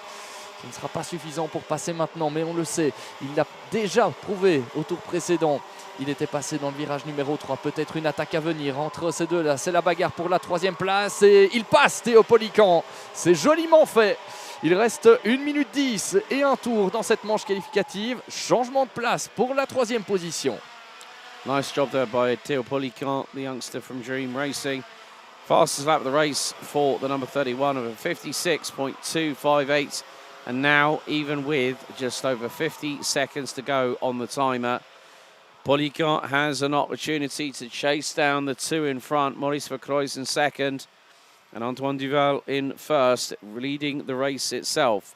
So don't count anything to chance here this weekend, ladies and gentlemen, because we still will be seeing a lot more racing over the course of the next coming days, including mini rookie X30 Junior, X30 Senior Cup, Gentlemen and Masters, and Garçon making its return for the final round of the championship season on Sunday. 15 to go, 2 laps remaining, including this one, and Antoine Duval has spread a lead out to just over 0.8 of a second, and last time around he was quicker than Maurice Vercruysse, he was quicker than Theo Polican, so the gap seems to, between the top 3, start to stabilise, but Elias Titus from Germany really starting to close that gap in. Will it be around this time that he's going to have to try and see if he can get passed through? But that's easier said than done. It's one thing to catch somebody, it's something completely different to pass them. So last lap underway, Duval leads Vercruysse by just around about a second. Ahead of Polican, Titus and Rodriguez at this moment in time. Le dernier tour de cette manche qualificative avec Antoine Duval qui maîtrise pour l'instant son sujet et la victoire qui lui tend les bras dans cette manche qualificative. Antoine Duval arrivé ici en 7e position du championnat. Il a réalisé de très belles choses cette saison. Pas encore de podium, mais c'est peut-être l'objectif du week-end pour lui. C'est d'aller chercher un podium, voire mieux, voire une victoire pour Antoine Duval. En tout cas, il prouve là maintenant qu'il est en forme ce week-end. Il prouve aussi qu'il est un candidat à la victoire. Alors va-t-il s'imposer ce week-end? On ne sait pas encore. En tout cas, son week-end est lancé de la plus belle des manières. La victoire dans cette manche qualificative pour Antoine Duval. Il s'impose devant son compatriote Maurice Verkreuz. La 3e position pour le Français Théo Polican. So Antoine Duval takes the win for Euro Karting. Ahead of Maurice Verkreuz, Theo Polican rounding out the top 3. Alice Titus, Jan Rodriguez, Aurelio Giustinelli, Yandis van den Bosch, Adam Vida, Edouard Gauffoy, and Merle Taylor. Merle making up 7 places, so did Aaron. Edouard made it up 5 places to finish in 9th, and they all finished ahead of Shirt de Vries, Lucas Metz, Didier Kreeft, Levi Pape, Lennon Henriquez, Jules de Koon, Hughes Picrion, Sacha Duquet, Harry Myers, Kiana Jolie Optoff, Maro Vitreist, Mohamed El Bouzaki, and Finn Rossen. Luca Pereira is the last classified finisher, ahead of Manuel Chabonnier, who we lost on lap 8. And unfortunately, Charles Van Gellicom, the rookie in the 154, retired after lap number 2.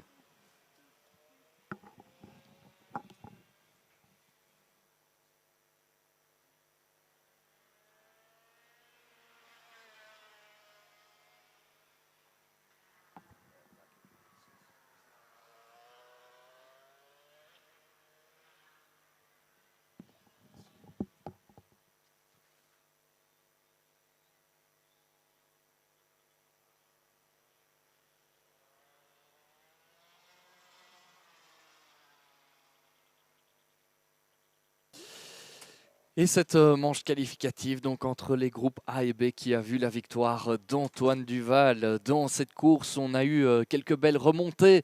On pense notamment à celle de Marl Taylor qui a terminé 10e après avoir gagné cette position. La belle remontée aussi de Didier Kreeft, l'un des candidats en principe à la victoire, 4e du championnat. Le Néerlandais qui était parti du fond de grille, il a gagné 10 positions pour terminer à la 13e place du classement.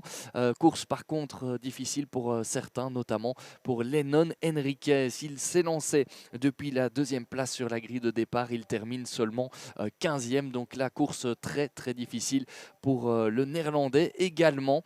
On aura vu une très belle course avec pas mal de dépassements. C'est décidément animé depuis le début des manches qualificatives. Dans quelques instants, eh bien, on passera à la suite du programme avec une nouvelle manche qualificative pour la catégorie X30 Junior. Ce sera la dernière en principe de cette journée pour cette catégorie. Ah oui, il y aura encore d'autres manches qualificatives, mais ce sera pour la journée de demain. Aujourd'hui, on va se concentrer donc sur ces 2 manches qualificatives. La première donc remportée par Antoine Duval, la seconde réponse dans quelques instants. On peut déjà vous dire que c'est Lucas Bonhomme qui partira depuis la pole position avec à ses côtés un certain Noah Grignet, meilleur rookie du championnat pour l'instant. Il y a eu pas mal de belles choses aussi de sa part, notamment ici du côté de Mariembourg. Il avait réussi un bon début de saison ici, Noah Grignet. Il avait aussi performé dans les manches qualificatives du côté de Genk lors du dernier rendez-vous.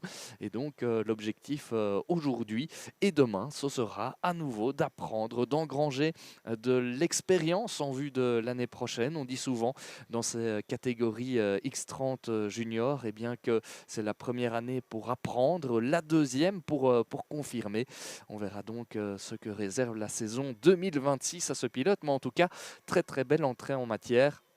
dans cette catégorie X30 Junior pour celui qui avait brillé dans la catégorie mini en dominant l'année dernière le championnat. Et il y a évidemment d'autres pilotes qui étaient parmi ses adversaires l'an dernier et qui ont fait le grand saut vers la catégorie X30 Junior. Mais Noah Grignet est clairement celui qui, pour l'instant, parvient à tirer les marrons du feu. Présentation de la grille de départ d'ici quelques minutes. On sera parti, comme vous l'avez vu précédemment, pour un tour de chauffe, puis un tour de formation, 10 minutes et un tour au programme. Pour cette nouvelle manche qualificative de la catégorie X30 Junior. Ce seront les groupes C et D qui seront en piste. Et puis dans la foulée de cette manche qualificative, on aura encore toute une série de manches pour la catégorie X30 Senior, 6 au total. Il y aura encore pas mal de spectacles ce vendredi avant de poursuivre demain avec de nouvelles manches qualificatives et surtout les finales. La catégorie X30 Junior qui terminera donc sa journée d'ici maintenant quelques dizaines de minutes, mais au-delà de ça on aura encore du très beau spectacle. Catégorie X30 Junior qui est d'ailleurs une catégorie où l'on connaît déjà le nom du champion. C'est assez rare en Iame Series Benelux, surtout dans cette catégorie où souvent tout est très disputé jusqu'au bout, mais cette année c'est Louis Baziret qui va s'élancer, qui sera champion, c'est déjà fait. Et en attendant, place à cette deuxième manche qualificative. Voilà, on est donc parti pour cette manche qualificative entre les groupes C et D, avec en pole position le pilote français Lucas Bonhomme. À ses côtés, Noah Grignet. Deuxième ligne pour Luca Pellizzari et Flavio Caira. On retrouve derrière Oliver Meek, Stig de Rademacher, Lorenz de Kock et Just Mulder de retour dans ce peloton. Jaimara Hoft partira 9e avec à ses côtés Aurélien Lemaire. Derrière, on retrouvera Neil van der Rent et Bink van Skeindel. 13e position pour Danny Bourse. Alexandre Point partira 14e. 15e rang pour Thiago Dirks avec à ses côtés Charlie Miers. Ivris partira 17e. Mathis Mouche 18e. 19e position pour Cyril Grosjean. La 20e place pour Nathan Best. Cesc Peters s'élancera 21e devant Temo Koopmans, Denis Kozlowski et Joris Verkerk. Et enfin, on aura Léo Arduin pour compléter cette grille de départ. Voilà pour cette présentation de cette manche qualificative X30 Junior où on vous l'annonçait juste avant ce tour de chauffe et de formation. C'est Louis Baziret qui est champion de cette catégorie, le pilote français absent de ce rendez-vous. Malheureusement, aurait-on envie de dire, ça aurait été bien de l'avoir avec nous pour célébrer ce titre et concourir finalement jusqu'au bout dans cette compétition. Ce ne sera pas le cas et donc forcément le reste du suspense concernera les places d'honneur, notamment le podium où il y a encore peut-être l'une ou l'autre chose à faire dans cette compétition. On verra évidemment à l'issue de ce week-end s'il y a du changement de ce côté-là. C'est Aaron Ueda qui est arrivé ici en deuxième position du championnat devant Stig de Rademacher 3e, Didier Kreft 4e, Flavio Caira 5e et Noah Grignet 6e. Voilà pour les précisions concernant ce championnat X30 Junior. Le départ qui est imminent désormais, plus que quelques secondes de patience. Les pilotes qui vont se présenter devant la passerelle des mécanos de ce circuit de Mariembourg, le karting des Fagnes, planté dans la région de Couvin. Tracé bien connu de la plupart des pilotes. On vient souvent ici en début et en fin de saison. Ça y est, le poleman qui donne le rythme et on est parti donc pour ces 10 minutes et un tour. Le feu vert qui est donné et le bon départ de Lucas Bonhomme qui conserve son avantage et derrière l'accrochage. Oh, and another one as well. One's got a Nassau panel to the right-hand side. That is the 132 of Yves Rie. So someone has definitely, I think, he's either been turned round or someone's hit him quite hard on the left side. So that is okay. So the steering column is in its natural position, but that could possibly bring out a mechanical black flag for the 132. Of course, safety is the main priority. So Yves Rie's weekend already has hit a big stumbling block in the form of a roadblock with the Nassau panel before it's even gotten started. But Noah Grenier now finds himself, I think, now in 4th position, as that is, I think that might be, not too sure, Pink Van Schijndel possibly trying to go past on him. And he's going to look to the inside, and Grenier is going to not lose just one place. That's going to be possibly 3. Oh, and it's a squeeze and a half. And Grenier is not afraid of saying, well, you've got to try and get past me, but I'm going to make it as tough as possible. That Noah Grenier, it might be is probably the smallest driver in the X30 Junior grid, but he's got the biggest heart, and he's got that never give up mentality. I've seen it where he's been so emotional, but he's giving everyone just a little bit of a warning shot, as if to say, look, I might be a rookie. You might find that you might be able to push me around, but come 2026, you're going to see a completely different driver altogether. Ches Pedersen, who I had a chat with after qualifying took place, he said, well, I got taken out in qualifying, but I said to him, well, look, head down, eyes forward, chin up, and smile, and enjoy every single overtake. He's up 10 places and now rounds out the top 11. So Yves Rie has parked the car. That's one driver out, I'm afraid.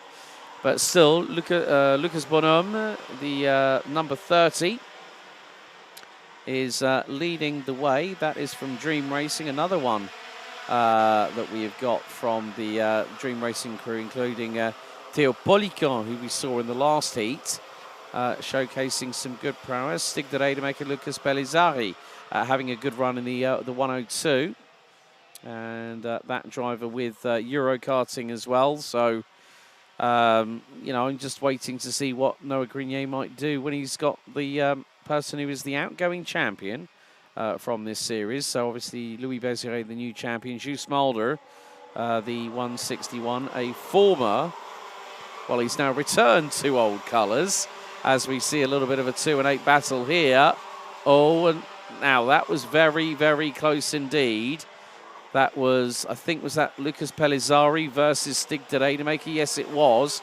And now Neil van der Ende, Aurélien Lemaire, Jules Mulder, Noah Grenier. Look, the freight train's coming. And Stig de Rademaker has got to basically watch his 6 at the minute, because Lucas Bonhomme has got a lead, and that's more than 1 second at the moment. I'll probably say it's going to be about 1.3 as Jules Mulder dives up the inside. That was a sweet little move by the 161 from the Netherlands. He's been racing elsewhere over the past few months, and he just got through on teammate Aurélien Lemaire in the 164, and now he's got, I think that is Lucas Pellizzari. That's Neil van der Ende for the Falcon Racing team, and Jules Mulder now gets through and is up to P3. Oui, et ça s'anime dans ce peloton de la catégorie X30 Junior. Il y en a un pour qui c'est vraiment une course assez évidente. C'est pour Lucas Bonhomme. Il est en tête avec 1 seconde 4 d'avance. De quoi gérer ses pneumatiques, de quoi gérer son avance. La victoire qui pour l'instant lui tend les bras à 5 minutes 35 et un tour de la fin. Derrière, Stig de Rademacher s'est joué de plusieurs de ses adversaires. Se retrouve 2e pour l'instant devant Neil van der Ende, qui a pris un excellent départ au passage et qui se retrouve désormais 3e. Derrière, course un peu plus compliquée désormais pour Lucas Pellizzari. Il était dans une bonne dynamique. Il s'est fait passer notamment par Just Mulder, Aurélien Lemaire. Voilà, pas mal de changements ces tours-ci. Et la bagarre qui continue avec Lucas Pellizzari et Noah Grenier qui passe. Oh, Lucas van der Ende Neil van der Ende just absolutely got mugged and ended up with a hit check for close quarter. And now, there was a bit of a finger wagging there, I think, by Lucas Pellizzari at Aurélien Lemaire, saying, pack that in. That got a bit too close for comfort going through into turn 2, because everyone was fighting over the same real estate. Now here comes Noah Grenier, So Aurelien Lemaire, I think you might have to have eyes in the back of your head at the moment, because when you've got someone who's, as I said, the smallest figure in the Junior X30 division, but he has got absolute bags of motivation. He's the outgoing mini champion and did multiple back-to-back weekends. Oh, et juste Mulder qui passe. Oh, that is sidewall clashing between the pair. Mulder was sideways under braking, trying to go through on Stig de Rademaker at turn 1. And de Rademaker was having absolutely none of it. He kept the throttle pinned, he stayed wheel to wheel, and Just Mulder had to use discretion as the better part of valor to stop the pair from having a massive incident. Oui, et regardez qui est passé en 4e position, c'est Noah Grignet.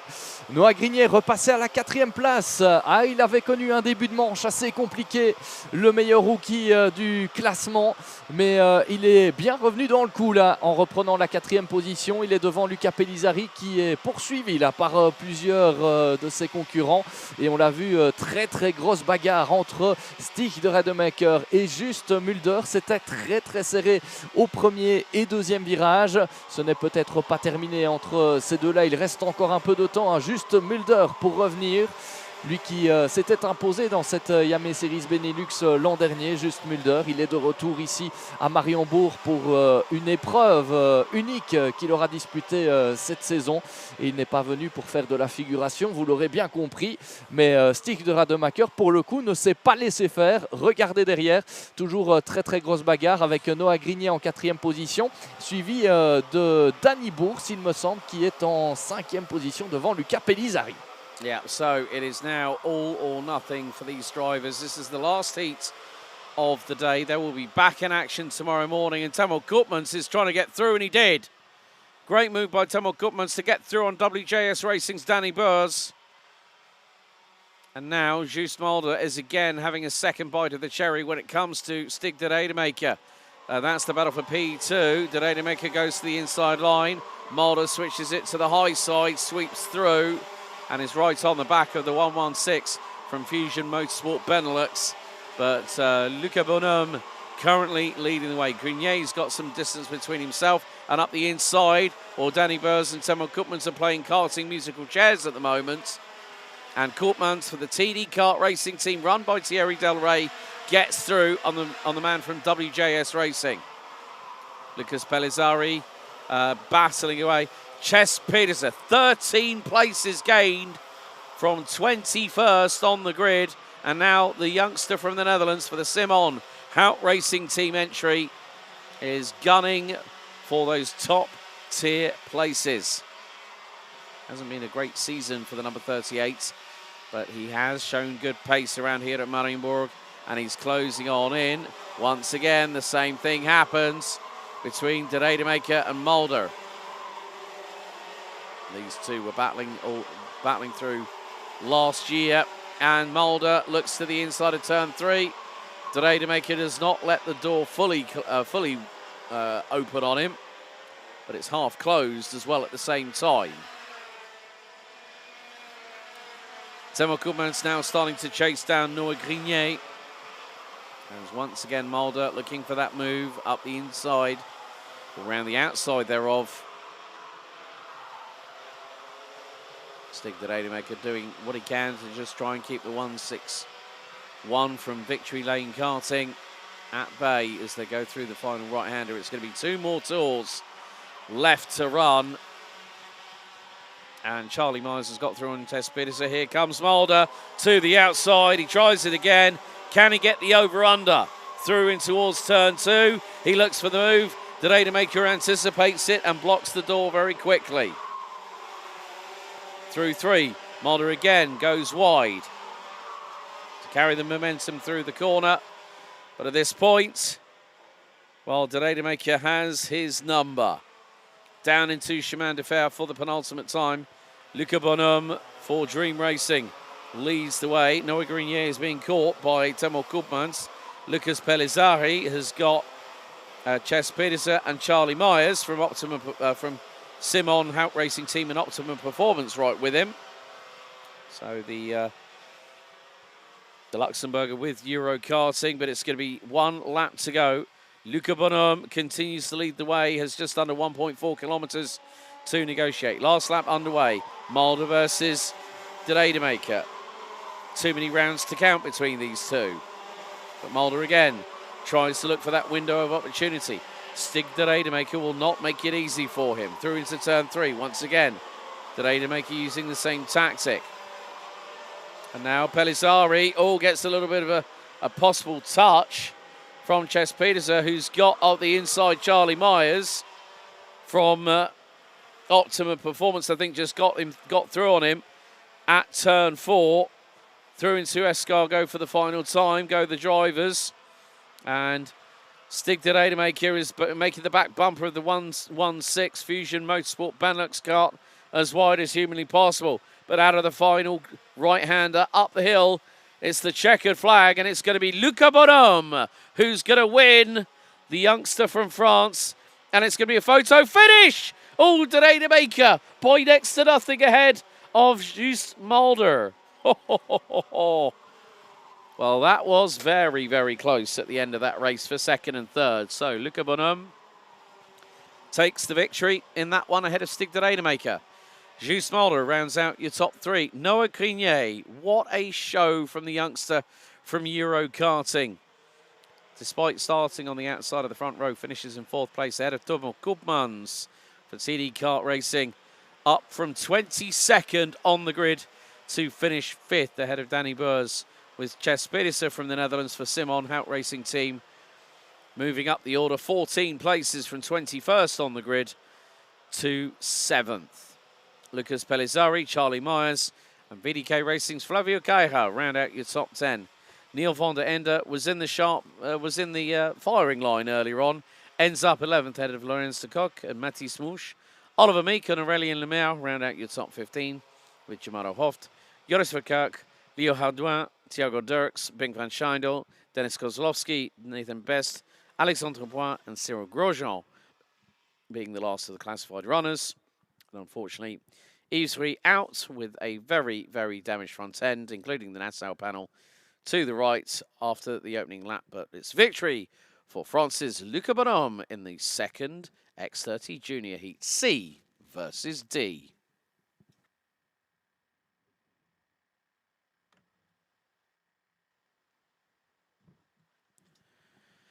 As the wind picks up in the local atmospherics, there is the timetable. So we will be having a short respite before we go back into our next batch of senior X30 heats. So we'll have heats 4, 5, and 6 before we then go on to a further break between heat 6 and heat 7. It's a very, very busy time behind the scenes for the teams, and especially the mechanics for the drivers. So there will be a further break after that, and then there'll be unable to respite. And you know, if karts do need to have setup changes, it gives a little bit of a window of opportunity to do so, depending on the conditions. I know for a fact that Simon Mirguet is currently en route to the interview zone, so hopefully we'll hear from him very shortly. Right, okay. Looks like he's just getting himself set up, so bear with us. And it's good to have this man back. So, standing by with Simon Mirguet in the interview zone is our X30 Junior Heat 2 winner, France's Luca Bonhomme from Dream Racing. Simon, let's hand it back to you. Et voilà, nous sommes avec le vainqueur de cette seconde manche qualificative de la catégorie X30 Junior pour aujourd'hui. Luca Bonhomme, quelle entrée en matière dans cette Iame Series Benelux. Première apparition et début de journée parfait. Oui, j'ai fait un second temps en qualification quand j'ai fait un très bon tour. Et là, j'ai fait la première manche, je suis parti premier et j'ai fait un très bon départ. J'ai regardé derrière pour voir si j'avais besoin de fermer la porte et pas besoin. J'ai continué à creuser l'écart. Quand on débarque dans une compétition comme cela, quelles sont les ambitions quand on arrive comme ça, quand on débarque au milieu d'une saison? Forcément de faire le mieux qu'on peut faire et espérer le mieux, être le plus vite pour prouver à tout le monde. Vous vous attendiez à être à pareille fête, à ce niveau-ci maintenant? À pareille fête. Vous vous attendiez à être au top du classement comme ça dès le début du week-end? Je sais pas, pour moi j'étais toujours dans l'esprit de gagner, mais après voilà. En tout cas, vous avez maintenant l'ambition de remporter vos autres manches qualificatives et de briller en finale. Ça, ce sera l'objectif pour la suite. Ça, exactement. Voilà, c'était la première réaction donc, de Lucas Bonhomme ce week-end. Donc, il s'est imposé dans cette seconde manche de la catégorie X30 Junior. Lucas que l'on retrouvera demain autant que ses adversaires, puisqu'on va passer désormais aux prochaines courses à la catégorie X30 Senior. La catégorie X30 Junior reviendra dès demain.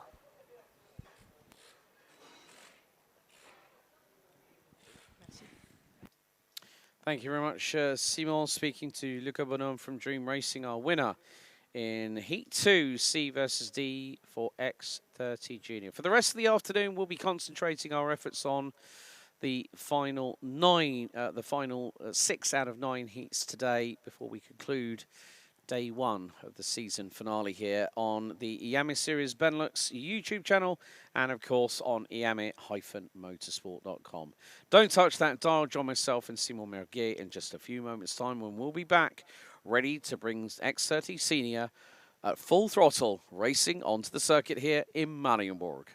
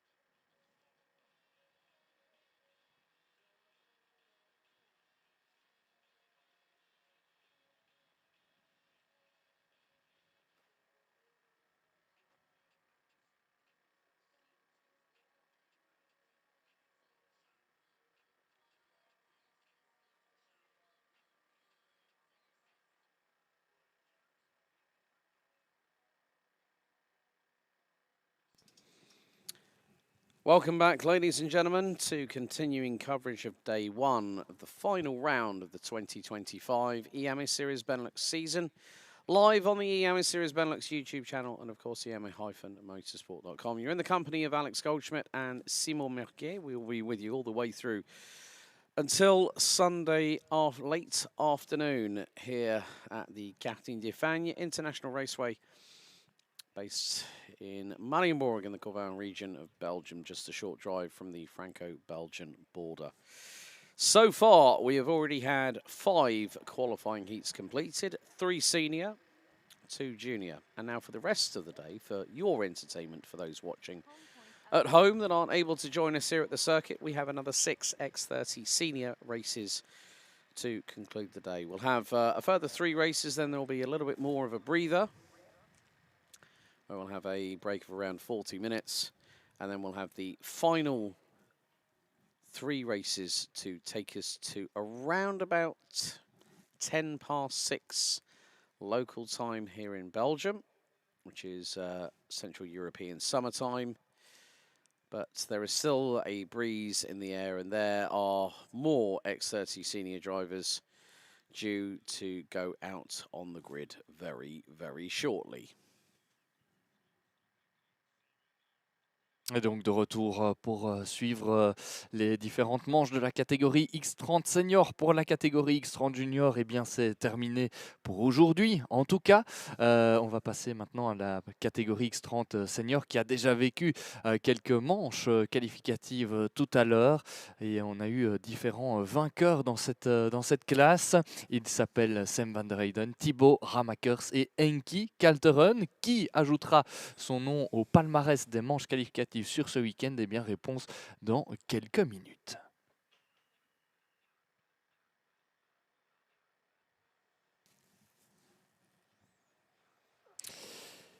Voilà, c'est parti pour cette manche qualificative numéro 4 entre les groupes C et F. Vous découvrez la grille de départ avec en pole position le Britannique Gabriel Steele, puis il aura à ses côtés Mathis Mershaw. Ensuite, on retrouvera Thibaut Ramakers et Roxane Lantinga, 5e position pour le rookie Raphaël Bourlard. Sébastien Mins partira 6e devant Victor Louis, Mathias Van de Kerkhoff, Charlie Glum, Arthur Ohank, Mirko Wouters et Lewis Bird. Yes, Polderdijk partira 13e, Roberto Bas 14e, suivi par Lucas Moulard, Gaëtan de Brandbander, Lars Venink et Thys Van Dijk. 19e position pour Tom Scholz, la 20e pour Sam Bourma, 21e place pour Gims Merkelbach, François Delati partira 22e, 23e position pour Moritz Mohr, le pilote allemand. Yanis Martin partira 24e devant Hermine Delkovic, Elidax et Julian Sorvio. Julian Sorvio qui avait eu des problèmes de carburateur lors des qualifications et qui donc s'élancera du fond de grille. Après le tour de chauffe, nous voici dans le tour de formation, avec un poleman qui va donner le rythme dans ce tour de formation. De belles lignes, de belles colonnes vont se former et puis on sera parti pour ces 10 minutes et un tour de manche qualificative avec peut-être une nouvelle victoire de Thibaut Ramakers qui partira 3e et qui avait déjà remporté la manche entre les groupes C et D tout à l'heure. Thibaut Ramakers qui, on le rappelle une nouvelle fois, vient faire son tour d'honneur ici en Belgique pour conclure son chapitre karting, lui qui est devenu il y a 3 semaines maintenant champion du monde Oka. Donc c'est vraiment la F1 du karting, hein, ce championnat du monde, et il a brillé lors de cette course. Il l'avait déjà fait par le passé dans le championnat d'Europe, mais là c'est vraiment le rêve suprême qui s'est réalisé pour lui et toute son équipe, évidemment, son équipe qui est aussi fière d'avoir ramené ce titre en Belgique. Le départ de cette manche qualificative entre les groupes C et F est imminent. On va être parti avec, vous le voyez, une allure très réduite pour Gabriel Steele qui va lancer les hostilités. Le départ avec vous, Alex. Thank you, Simon. So, 10 minutes plus an additional lap. Stilp and Merschaltz on the front row of the grid as we go. Revs up, lights on, and no, it's a full start. First one of the meeting, they're going around for another formation lap, it looks like. Yeah, so yellow flags circuit wide. Of course, Gabriel Stilp has been at the sharp end of the field when it comes to, he's an Iame Warriors final winner. If I remember correctly, he was back in 2021, a couple of years after, for the next few years after that. He then has been running in F4, but it's good to see him back behind the wheel of a good old Croc promotion, the brand that really has helped his karting career over the years. So, well, the first batch of nerves have started to show. But it is the case of, as you rightly said, Tibor Remaker's doing his honor lap, which is what we would normally say lap of honor after a victory in a major championship, and good for him. But of course, these drivers will be on their A game. Roxanne Lansinger, who is currently the leading lady with regards to the championship standings, 9th overall. She is going to be starting on the outside of row number 2. So she's alongside Ramekers as a few drivers really get close under braking. So, up the rev range. Do the lights go out this time? No. Second full start. And with that, I saw the red flag is out. 2 full starts. And that is going to now mean everyone's going to have to line up on the start-finish straights. And Series Director Dave Ritson, I'm sure, will be speaking to the front row of the grid saying, this is what I expect. This is, you've had your briefing. We've told, you know how a rolling start takes place. If you are on the front 2 positions, you are the 2 that control it. And you have to be the ones that have got to lead by example.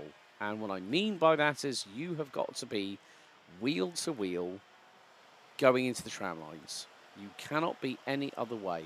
If one's ahead of the other by a kart length, well, they need to sort of wait for their opponent on the front row to line up alongside them. So red flag for the first time, but through nothing related to a serious incident. After two full starts, we then have a third opportunity to get the race going again. So we are under red flag stoppage.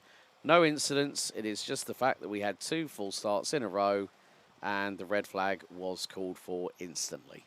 Oui, et donc vous l'avez vu, le drapeau rouge présenté au peloton après 2 faux départs. On va donc rapatrier tout le monde sur la grille de départ et puis on relancera a priori les hostilités quelques instants plus tard. Mais effectivement là, regardez, tout le monde vient s'arrêter et on va rebriefer tout ce petit monde pour pouvoir relancer la course de manière sécurisée.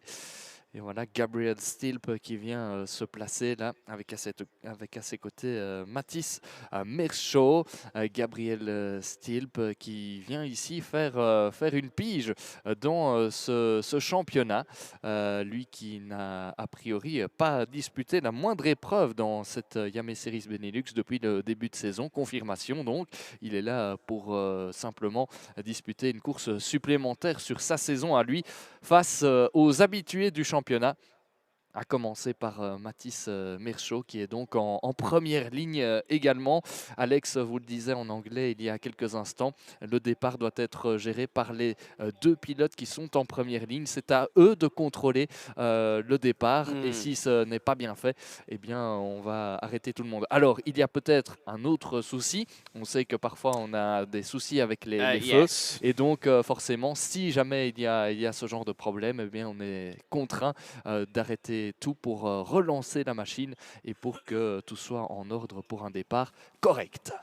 Yeah, I mean, also the reason why a full start might be given is the fact that he's now going to, right, Series Director Dave Ritson is now telling them to start the engines up again. So it's going to be 1 formation lap. So this is going to be 3rd time lucky.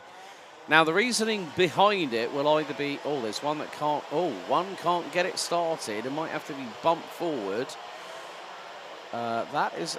Oh, is that Julian Sorvio at the back end of the field that has not got going, or is that Yanis Martin? Just waiting to see when they cross the first sector beam, which will be after turn 3 and on the run into 90 right at 4. But a kart, I think it was a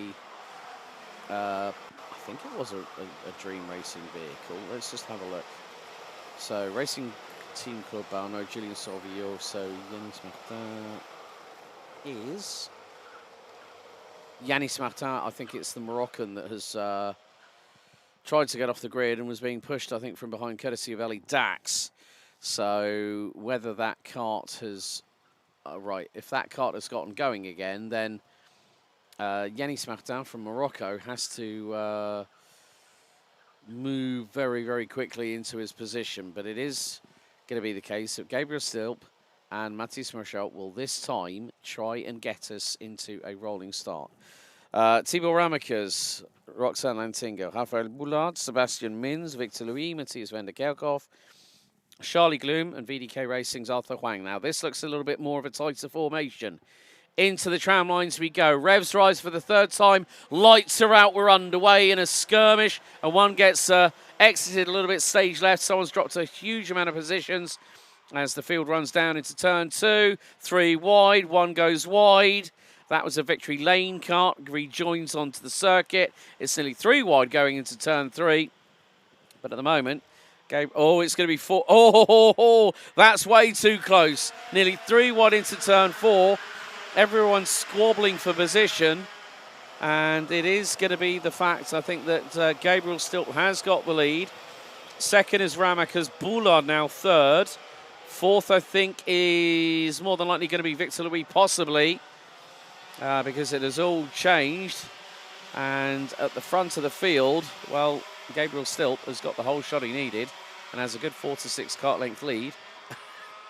I've just seen someone walk in front of our interview camera. Whoever that was from Dream Racing, good shout. Right, okay, up the inside, Matthias Marchal on Eichmann's Grand Prix' very own Mirko Wouters, who has... Oh, my goodness. Mirko Wouters has sprung up the order. He's like a stabbed rat at the moment. He's up 6 places, and here comes Victor Louis. Steamrolls up the inside at turn 3, gets through. So I'm sure that Mirko Wouters would have not appreciated the elbows out approach that Victor Louis just threw up the inside of him. But this is karting. Oui, le départ qui est animé dans cette manche qualificative, ça nous avait presque manqué, Alex. C'est une boutade, van der Kerkhoff. Oui, Matthias van der Kerkhoff qui a connu un départ compliqué, tout comme Sebastian Mins, le pilote britannique. Ils ont perdu respectivement 10 et 15 positions. Devant, tout va pour le mieux pour Gabriel Stilp. There's a few cents. I think Matthias van der Kerkhoff, he's trying to get through on Sam Buema. Is now diving to the inside. That's Charlie Gloom on Lewis Bird, I believe. And there is Roxanne Lantinga, who's also got through. Now, interesting story about Roxanne Lantinga. For those that weren't with us at round 4, Roxanne had gone to another race at PF International. And unfortunately, the chassis, her OTK, was bent so badly. They were going to... Oh, there we go. There's the dive up the inside of Shimanda Fiat. And that was Roxanne Lantinga on Charlie Gloom. And I think that is Lewis Bird just behind them. But Roxanne's OTK was so badly damaged. I spoke to Luca Griggs, and Luca went, well, we decided to bring her on the Croc promotion, and she was absolutely flying at Karting Genk.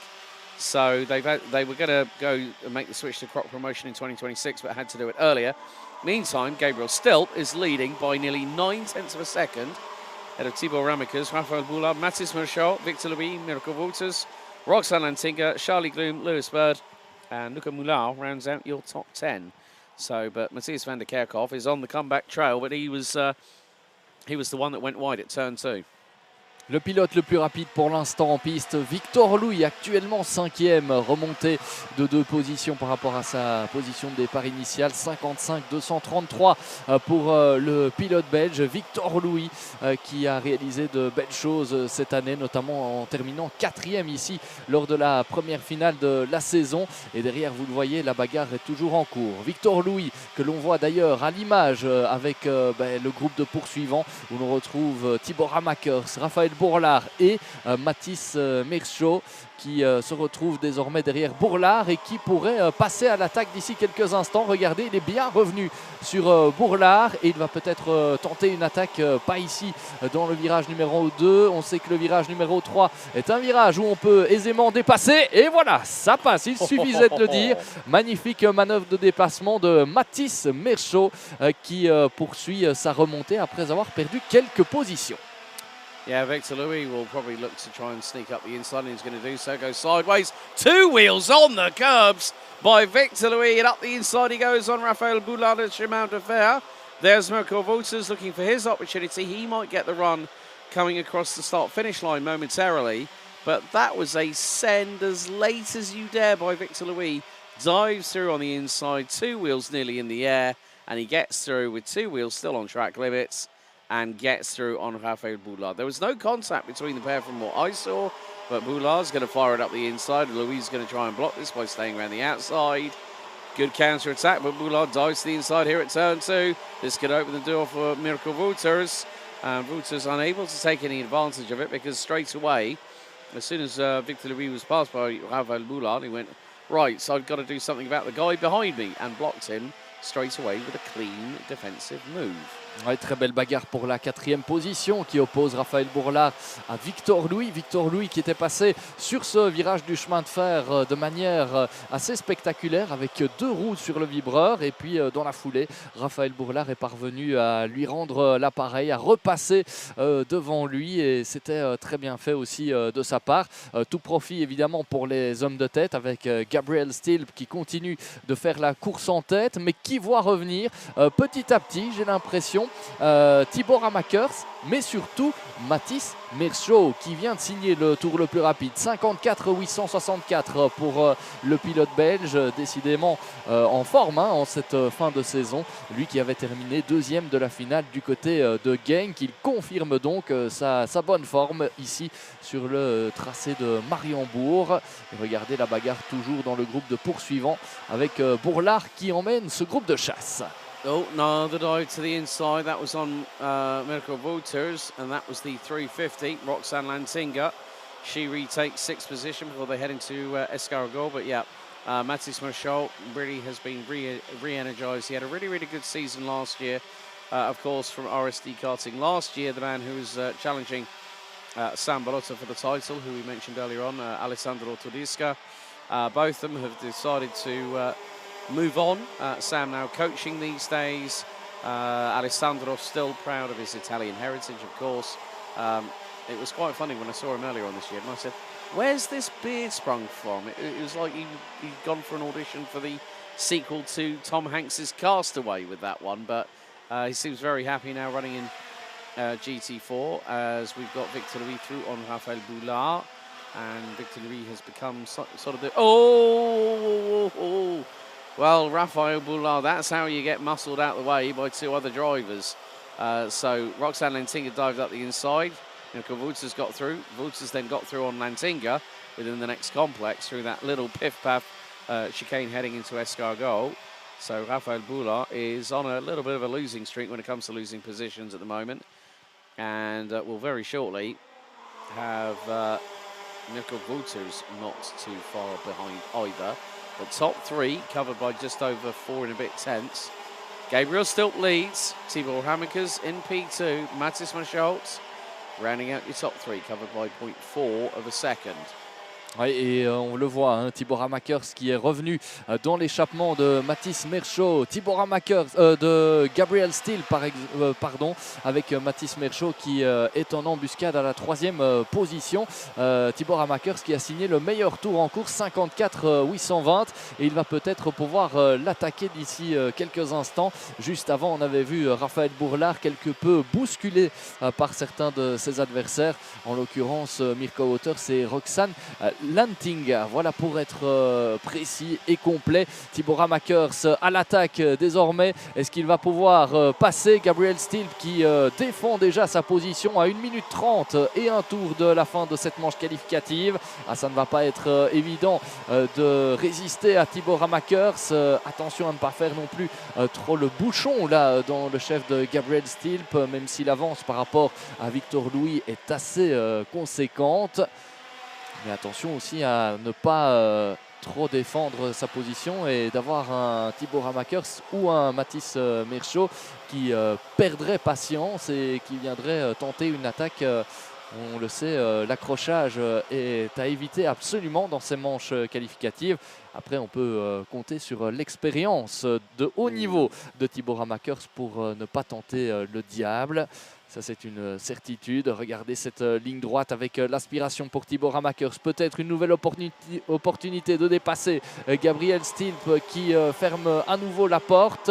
Attention aussi à ne pas changer trop souvent de trajectoire. On a le droit de changer une fois sa position sur la ligne droite, mais pas plus. Ça, c'est normalement le règlement. Jusqu'ici, c'est correct de la part du pilote britannique.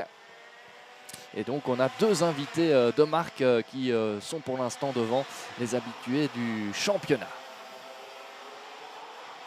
So we're coming down to this plus an additional lap of racing. And as they hit Escargot, they will exit it very soon. We'll hit 5 seconds on the timer now. As more to the point, well, it's all changed behind them. Victor Louis now ahead of Roxane Lantinga. As this time around we will go on to the final lap. There is Raphaël Boulard who's trying to get through on Lantinga. And there is now no change for the lead. Ramakers tried to look for the opportunity inside at turn 1 on Stilp. With Mathis Merchaud keeping them in close proximity as we speak. They go down into the very tight, fast left-hander down towards Chemin de Fer for the final time. Who's going to put their cards on the table first? That's going to be the big question, because coming through Escargot, you've really got to get the run and the momentum coming through the next complex of corners. And at the moment, Gabriel still hanging on, but I think Ramakers is going to give him not much breathing room to contend with, and that's not an easy thing when you're having to fight tooth and nail against drivers. But across the line, it is Gabriel Stilp that takes the win. Oui, Gabriel Stilp qui vient de s'imposer devant Tibor Ramakers et Mathis Merchaud. Alors on a vu, c'est vrai, Gabriel Stilp défendre sa position, mais on a vu toute l'intelligence de ces deux poursuivants qui n'ont pas tenté d'attaque suicidaire dans ce dernier tour, qui sont sagement restés derrière pour finalement rester placés dans ce classement pour le classement intermédiaire en vue de la finale. C'était bien joué de la part de Gabriel Stilp, mais c'était aussi bien joué de la part de Ramakers et Merchaud qui complètent donc le top 3 de cette manche qualificative. Derrière, on a eu Roxane Lantinga qui termine à la 4e position, devant Victor Louis et devant Charlie Glum, Mirko Wouters, Gaëtan de Brabander qui a réalisé une belle remontée de 8 positions. Course un peu compliquée pour Raphaël Bourlard, le premier rookie qui termine finalement à la 9e position. Et enfin, le top 10 qui est complété par Matthias van de Kerkhove. So Lewis Bird, Arthur Huang, Roberto Buzz, Julian Sauvier, Sam Boema ran up the top 15. Lars Venink, Luca Moulard, Tom Schultz, Jesse Polderdijk, François Delati, James Merkelberg, Thijs van Dijk, Ellie Dax, Moritz Moore, Sebastian Mins and Emin Dalkovic ran out the runners and riders that finished. Yanis Martin from Morocco, unfortunately, did not manage to get away on the restart as his cart is traded in. But Gabriel Stilp becomes the 4th different winner in 4 successive heats here in Senior X30.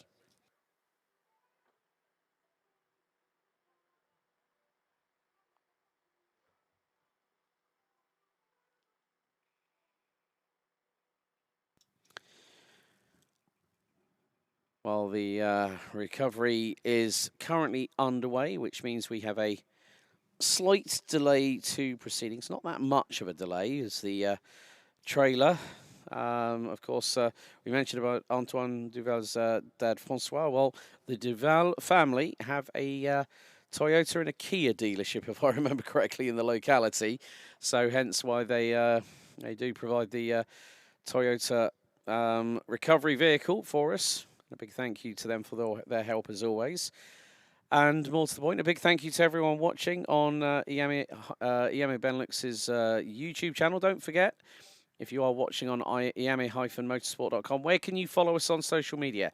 At Iame Belgium on Facebook and at Iame Series Benelux on Instagram. There's plenty of some cool content coming your way in the lands of social media over the course of this weekend as our X30 senior drivers from Heat 4 now make their way to the weighbridge ahead of post-technical inspection. As I said earlier, there are scrutineers under the organising ASN, the Royal Automobile Club of Belgium, the RACB, can dictate whether they want to reduce. They can decide whether they're going to say, well, want to inspect the cylinder bore on that engine. They can request it at any time to make sure that everything is within compliance of the technical regulations. So effectively the trailer now goes back into its position just in front of the dummy grid here at the circuit. And now we get our next heat underway.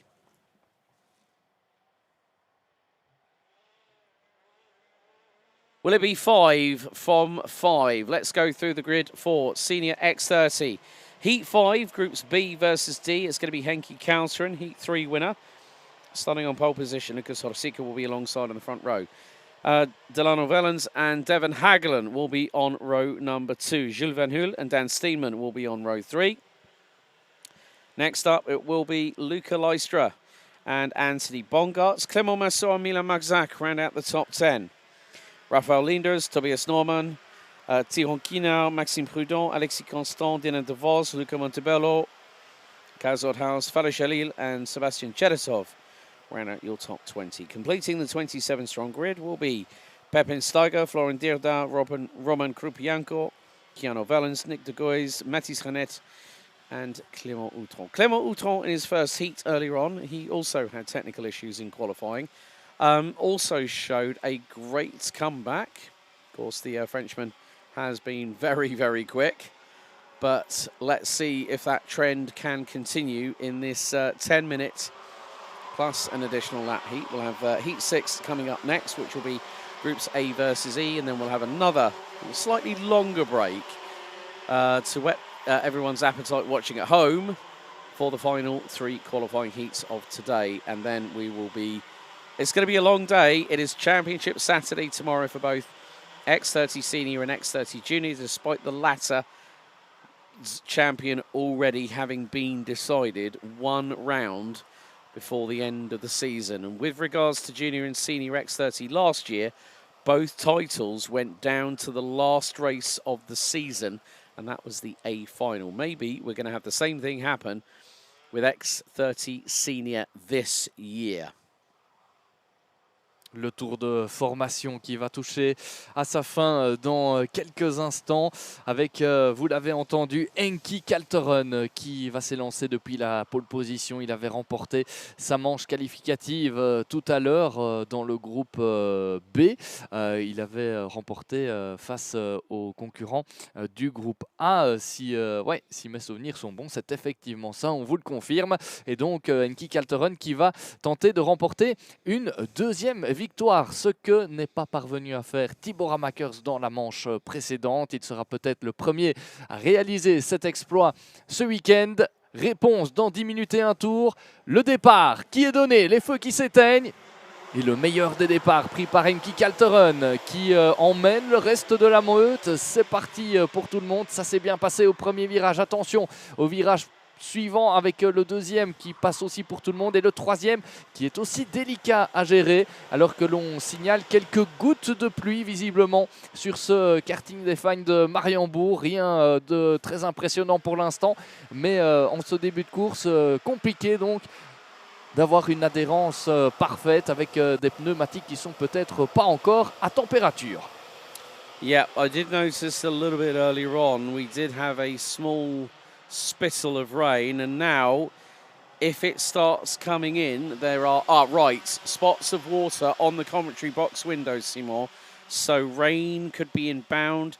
Intensity unknown at this moment, but we are not at that crossover point at this moment in time, and the reason being is that you want slick tyres on at the moment. But look, Lucas Horsika has just lost out to Dan Steeman going through into turn 1.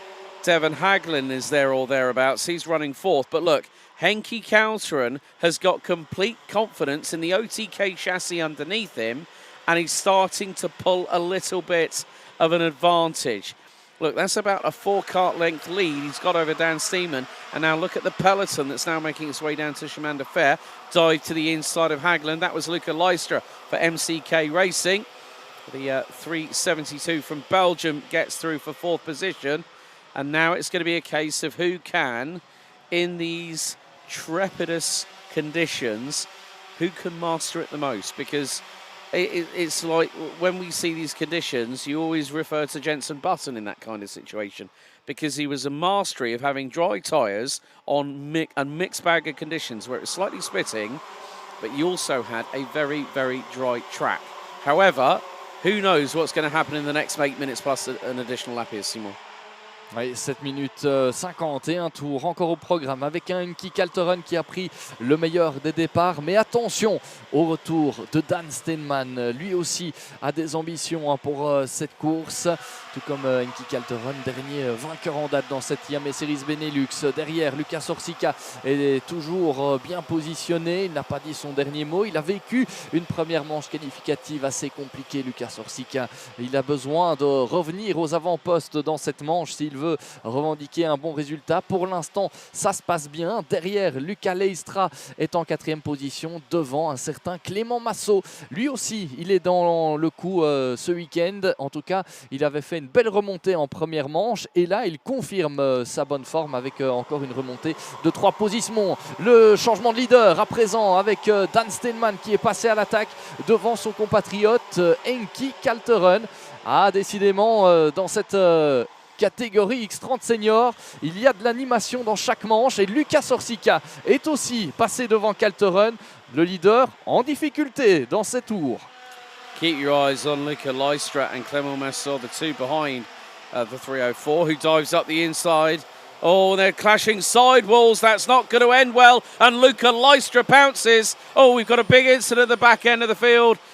217, the Luxembourger Florent Dierda spat out at the midpoint of Chemin de Fer backwards, and there's someone sliding coming out of Escargot who might have had a tangle with somebody else. This is really starting to, the rain is starting to have a steady intensity here, Simon.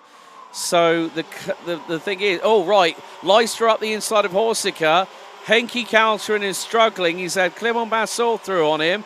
There goes Devon Hagelin. Here comes Milan Marczak as well at the back end of the train, along with Jules Van Hul, one of the other drivers with the TD Kart team.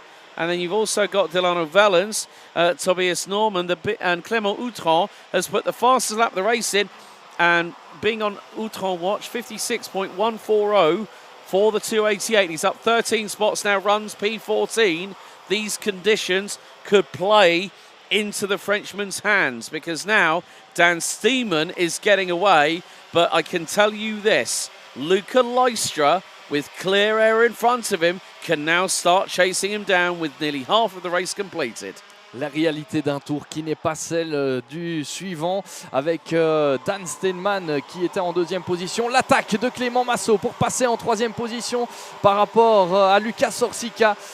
Rétrogradé donc à la quatrième position. On le disait, Dan Steinman qui a pris le leadership à Enki Kalteren qui a été mis en difficulté. Et regardez Enki Kalteren, il est toujours dans le top 10 en sixième position. Mais il était juste à l'instant sous la menace de Milan Marsac. Décidément, on le disait, la réalité d'un tour qui n'est pas celle du suivant. Et ça se confirme encore ici avec celui qui partait depuis la pole position. Enki Kalteren qui avait l'ambition de réaliser un parcours sans faute ce vendredi. Eh bien, ce sera finalement plus compliqué que prévu avec un Dan Steinman qui est désormais en tête avec quelques longueurs d'avance sur Luca Leistra et désormais Clément Massot. Yeah, also I saw Milan Markzak swarming all over the back bumper of Henki Kalteren quite significantly, trying to get through. And now up the inside, Davin Hagland up the inside, he goes. That's through on Lucas Orsica. And now Henki Kalteren finds himself back in the fight, but he's got Milan Markzak right on his rear. Jules Van Hoel is there. Delano Vellens has started coming back. And keep your eyes on the 353.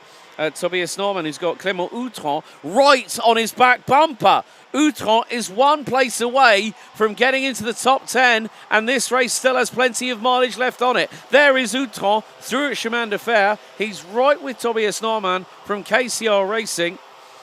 And now Dan Steinman is getting away. But can he keep that gap at around 0.8 of a second? On a dive to the inside. Now, was that Clément Outran? It was. He got through. Clément Outran now is in 10th, and with under 3.5 minutes to go, plus an additional lap, I think the Frenchman could be on course for maybe being at the sharp end of the field. Clément Massot gets through at turn 1. That's on Luca Leistra. Change for second, but we are not done yet by a long sight. Ouais, et Devin Hakkelen qui passe en troisième position. Magnifique course dans cette catégorie X30 Senior avec Clément Massot qui est passé à la deuxième position. Il confirme donc ce qu'on disait il y a quelques minutes. Il est en pleine remontée, Clément Massot. Et puis c'est un autre Clément qui s'illustre dans cette manche qualificative. Clément Outran, remonté de 17 positions au précédent pointage. Il est rentré dans le top 10, le pilote français. He's ninth. He's Ouais, ninth now. et il est 9e désormais. Magnifique remontée de la part de Clément Outran et ce n'est peut-être pas terminé. Il est juste derrière Milan Marsac et ils sont les uns derrière les autres là dans cette ligne droite de départ et d'arrivée. Avec Enki Kalteren qui a retrouvé quelque peu des couleurs. Il est en 5e position. Juste derrière Luca Leistra. Mais attention, Lucas Orsica est juste derrière lui. Enki Kalteren qui passe à l'attaque. 4e place pour le Néerlandais. Yeah, Milan Markzak's got a black and white warning flag from race control. Probably just saying, keep your driving standards under control, please. Raphael Linder's 366 has been given a 5-second time penalty for pushing and is currently running. 366 is all the way down in 23rd position, so that's basically his race toward, well, not exactly having the best run. As more to the point, the 321 of Jules Van Hoel, I think, is battling away with Milan Markzak. But yeah, Clément Outran has really brought himself into the race here. As where is Outran? He's 7th. Outran is now 7th and climbing. In front of him, he's got Orsica, Leistra, Kalteren. Here goes Hagland up the inside of Clément Massot, that's for second. Massot's going to try and return the favour through into turn 4. And he does. He gets back through. Kalteren's there. This is going... And look, Outran's through on Orsica. That's 6th place. I did say that Outran could be a danger in this race. Oh, but there's dramas at Chemin de Fer.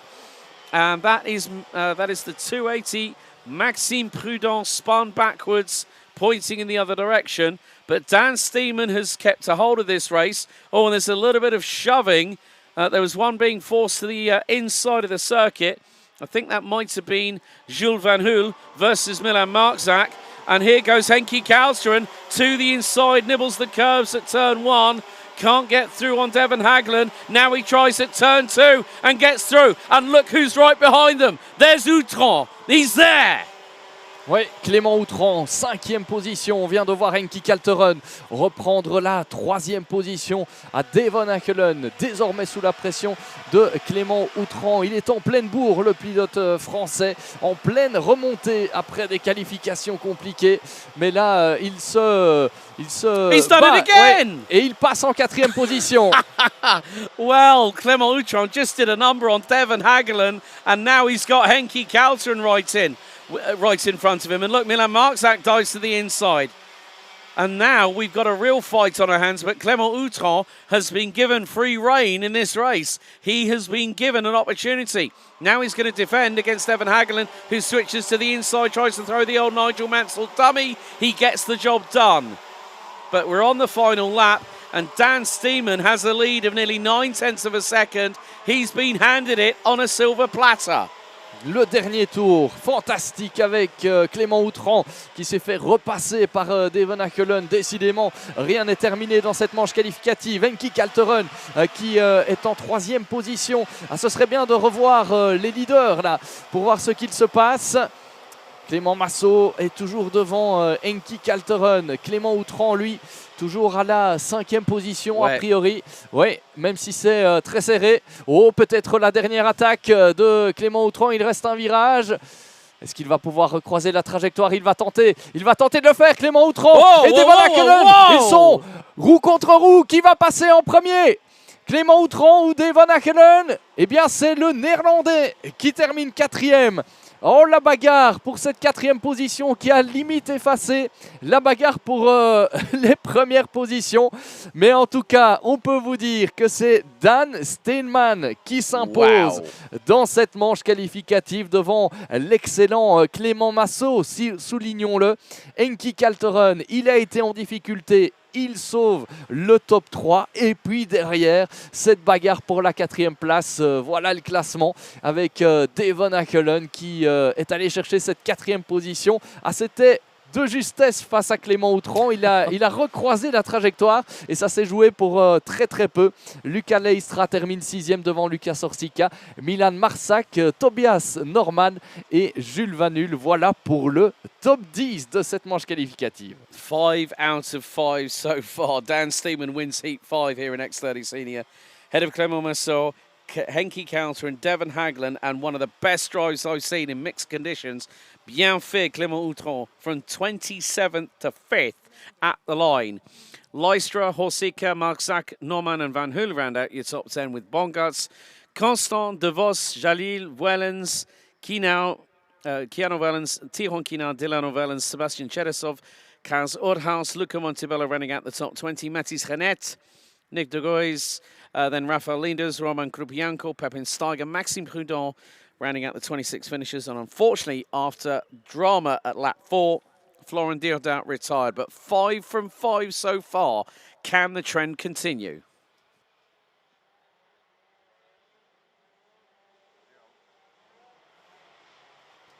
And from Heat 5, we go straight into Heat number 6. This is going to be...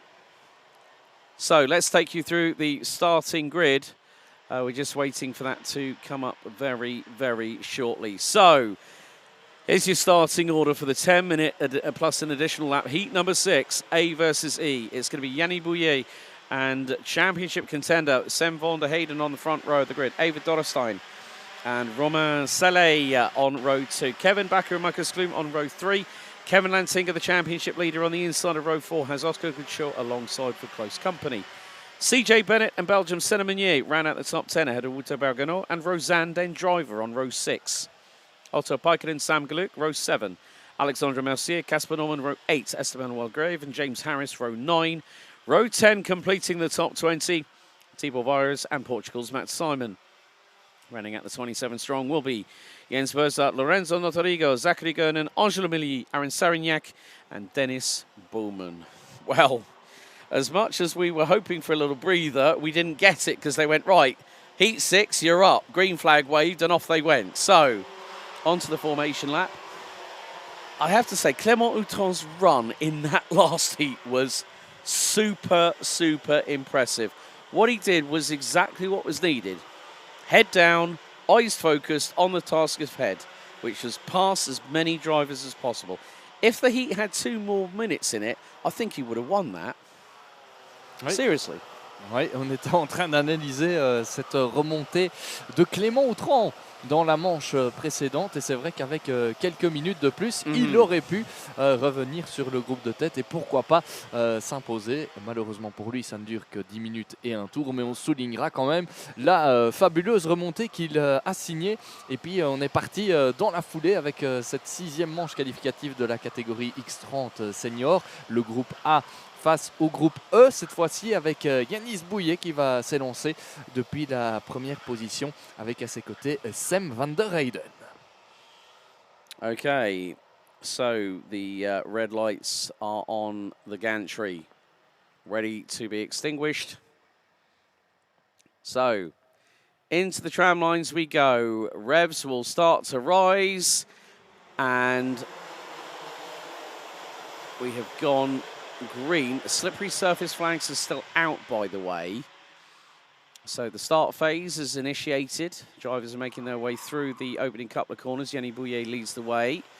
Looks like we have got possibly I'm wondering if we've got, see who we got in second and third as they're going to come through into sector 2. Kevin Lantinga, I think, has made it up to second position already. So slippery surface flags. The rain is starting to intensify. We are now getting that possible potential crossover point that I talked about just a few moments ago in the previous heats. If that rain starts intensifying, there will come a point when there may need to be a decision made. If it is, you're going to see the drivers are going to be weaving a little bit from side to side. You're seeing that they're starting to do it now. The reason being is that with the rain hitting the circuit, folks, is that is going to cool the temperature of the track, which is thereby going to make this like skating on an ice rink at the moment. And Sam van der Heyden is struggling at the moment. He's down a couple of positions. He's down to 5th. And he's behind Roman Saleh. Oscar Gutschow is just behind him in the 242. There is also CJ Bennett, who's just gone up the inside of David Dodderstein, I believe. So it is going to... and there's Marcus Gloom has dropped down the table like nobody's business. He's down 16 places. Started 6th. Now 22nd. And we've got a big old off at turn 4. Not too sure who that might have been. It could have been a WJS racing cart that has come out of the top. Come out of... Et un accrochage, là, l'épingle du chemin de fer. It was only going to be an inevitability as we are all now people are getting a bit rambunctious going through the penultimate right-hander. You can see that Ava Dodderstein is struggling a bit. She's been left out a little bit, hung out to dry, so to speak. But with these conditions as they are, this is now the slippery surface flag. This is just saying to the drivers, take it easy out there. But that rain is now starting to come down a little bit heavier. But look at the traction. It is at a real premium here, folks. And this is where your racecraft comes into play. And then there is but look at the big old peloton we've got from, what is that going to be? That is going to be from 7th backwards. And that is probably going to have the likes of Cinnamonier, Kevin Backer at the beginning of it. We've got another kart off the circuit. That's looks to be a KCR entry. So again, some drivers will... Angelo Milly is already up 12 places. Angelo Milly is loving these conditions at the moment in the 224. But again, you're going to see drivers having to use different lines. They want to keep away from the wet stuff. The curbing is going to start getting even more slipperier than the surface underneath the drivers at the minute. And this is where you will feel like you've been through a marathon rather than a sprint as someone catches the grass, which is also wet. Lantinga sideways up the inside of Yannis Bouillet at turn 1 to, funny enough, folks, take the race lead. If you saw what it was like at Austricourt earlier on this year, Kevin Lantinga did his Tokyo Drift impersonation whilst leading the final. We've had a kart off. Oui, attention, on a les drapeaux jaunes. Double yellow. Ouais. Oh, yeah, full course slow. C'est une procédure slow qui est lancée. Et donc, regardez, et un pilote qui s'est fait surprendre là. That was Otto Paikkonen.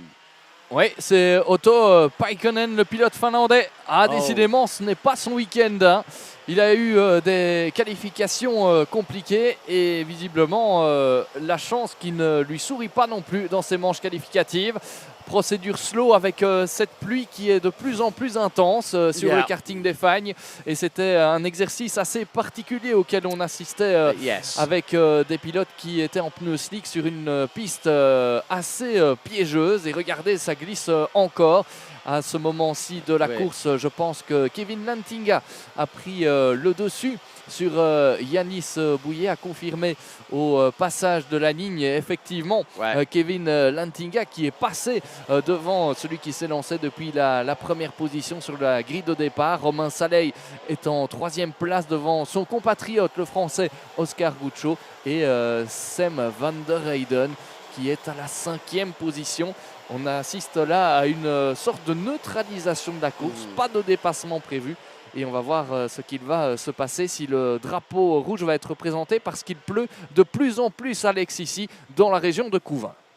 Yeah, that rain is now starting to really hit, and we've seen it before here in Mariembourg. When once the rain starts tumbling, you sometimes cannot stop it. So I think it was a very, very wise decision by Series Race Director Dave Ritson to bring out the full course slow procedure, which effectively neutralises the race. So it means that the drivers, this is effectively in a way a virtual safety car condition whereby it is slow down but be prepared to stop if they decide to throw the red. Now it is down to the series race director. We know from what we've seen previously when it can be decided, but if it is on the grounds of safety that a red will be thrown, it will be thrown. So what they're doing now is you're seeing Kevin Lantinga, a perfect example of what we've just seen. Making sure that back axle is swinging from left to right. That is to get temperature in the tyres. Matt Simon has retired on lap 2. That is his kart on the entry point into turn 2, just by the Marshall post. So, and Kevin Lantinga has just basically said to, I think probably to series race director Dave Ritson, well, it doesn't seem that bad. But the thing is that I've seen races stopped with more than 50% done. So in some respects, by getting the drivers to the end of the race and still effectively giving them a chance. I mean, if by some chance the rain does stop, which at the moment it is not looking like it's going to, this is why these full course yellow, this slow procedure is brought into effect, because it neutralizes and minimizes as much as possible the risk for any incident happening. I've seen it before where we've had slicks with slicks with worsening conditions, and then there's been a big incident, and then the red flag has been brought out. So at the moment, we are now on lap number 7. Yannis Bouillet has the fastest lap of the race of a 59.991. That's how badly the conditions have deteriorated. So the full course slow will be waived as long as it is deemed to. So there will be reports coming in from every single marshal post on the circuit here at Mariembourg. Now, once the yellow flag on each marshal post stops and the slow board is out, then the next lap will be green flag racing.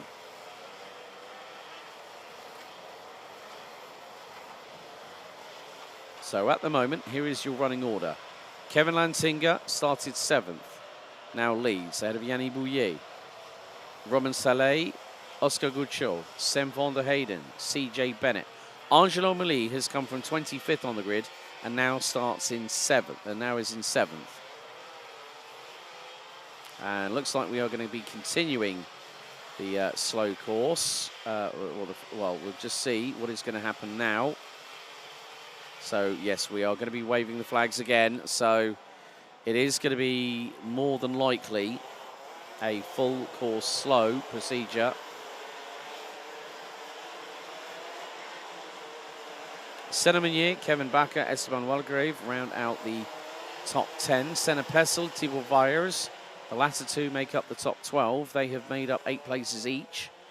Wouter Bergano, Eva Dollerstein, 14th. Rosanne Driver, 15th. Head of Marcus Gloom, who's tumbled down from 6th on the grid. Casper Norman, Lorenzo Notarigo, Jens Berzart, and Aaron Sarignac rounding your top 20. Zachary Gernon, Alexandre Mercier, Dennis Bowman, Sam Gluck, Otto Paikanen, and James Harris round out the 26 still running. Matt Simon out on lap 3, and the red flag has been decided to be brought out. Red flag with 45 seconds to go, and we are more than 75% of the way through this race, which effectively means that the race will be called, will not be rescheduled, and Kevin Lantinga, under a lengthy full course slow procedure, will take the victory, which makes it 6 from 6 so far, and he will finish ahead of Yanni Bouillet, our pole sitter this weekend. 3rd place, Roman Saleh, head of Oscar Goodshaw, the top rookie in that race. Sem van der Heyden, 5th, head of CJ Bennett. Angelo Milly, Senna Meunier, Kevin Bakker, Esteban Walgrave, Senna Pessel, Thibaut Viers, they ran out the top 12, ahead of Wouter Bergano. Eva Dorstein, Rosanne Den Driver, Marcus Gloom, Casper Norman, Lorenzo Notarigo, Jens Berzart, Aaron Sarignac, Zachary Gernon, Alexandre Mercier, Dennis Bowman, Sam Gluck, Otto Paikanen, James Harris, being the last of the classified finishers down in 26th. And Matt Simon concluding the runners and riders in this race as the Portuguese drivers' tour in the 355 CG Motorsport entry came to an abrupt end on lap number 3.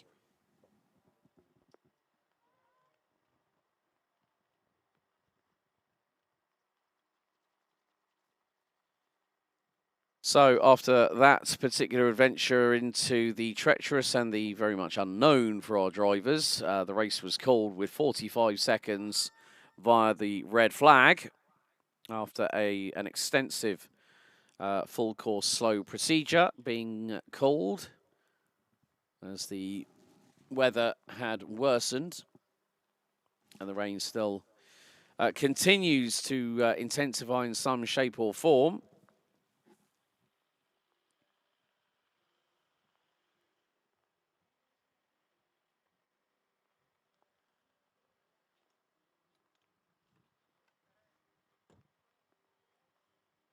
So before we go to a little bit more of a break here at the circuit in our live coverage, let's head back down to Simon Mirguet, who's standing by with our 6th different race winner of the weekend in Senior X30. He's joined by Kevin Lantinga. Simon, over to you.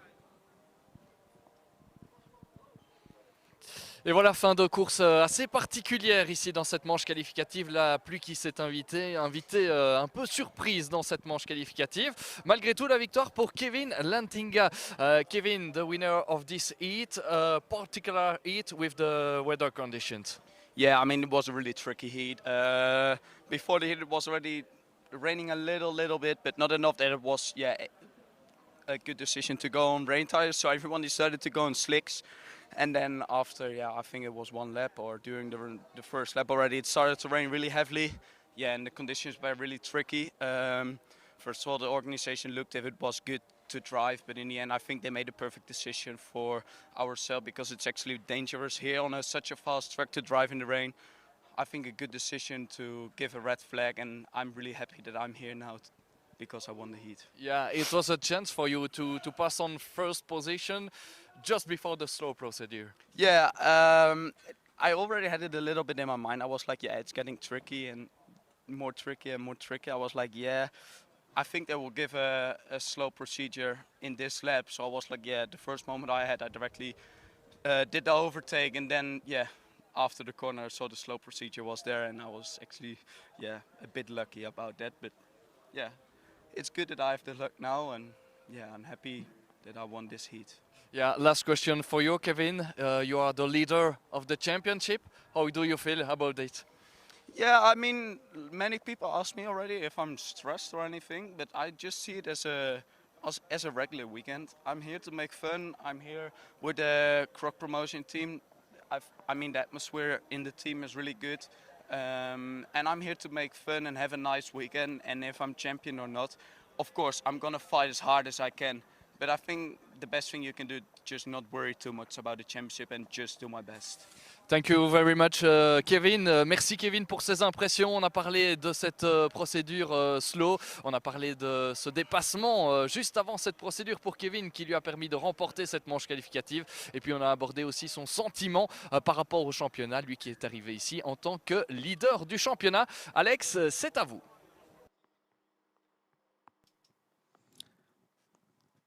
Thank you very much, Simon. Speaking to Championship leader Kevin Lantiga, who did, as you rightly heard there, folks, a little bit tricky. But of course, with the weather being so mixed, you know, a dry track being bombarded in some respects with what we would consider a light rain shower here in this region of Belgium. But that is it for the moment. We will be back just before 5:10 this afternoon.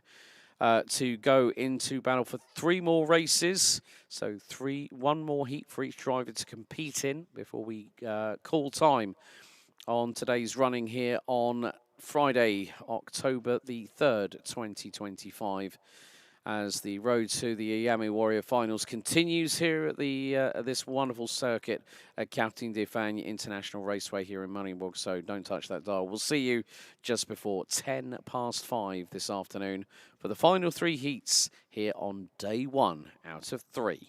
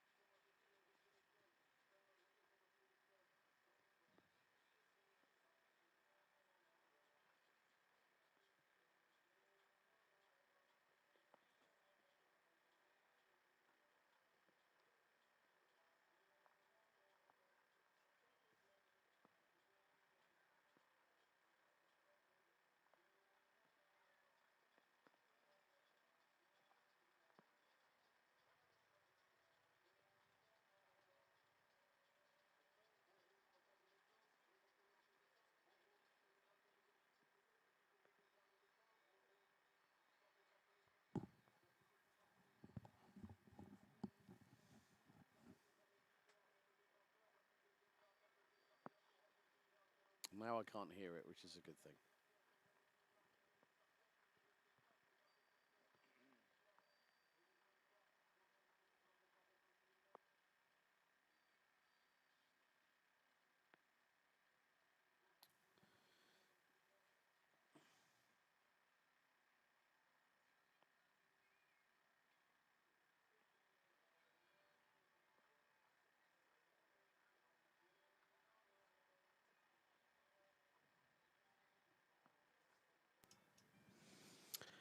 Welcome back to our final 3 heats of day 1 of the season finale for the 2025 Iame Series Benelux season here at Karting de Fagnes International Raceway at Mariembourg in the Corval region of southern Belgium. You join Alex Goldschmidt and Simon Mirguet, your commentary team throughout the whole of the weekend as we are set and ready for what will be our last 3 out of 9 qualifying heats for Senior X30 today. We've had 2 for Junior X30 today. There will be a further 4 Junior X30 qualifying heats tomorrow and a further 6 Senior qualifying heats. It never sounds like it gets any easier, does it?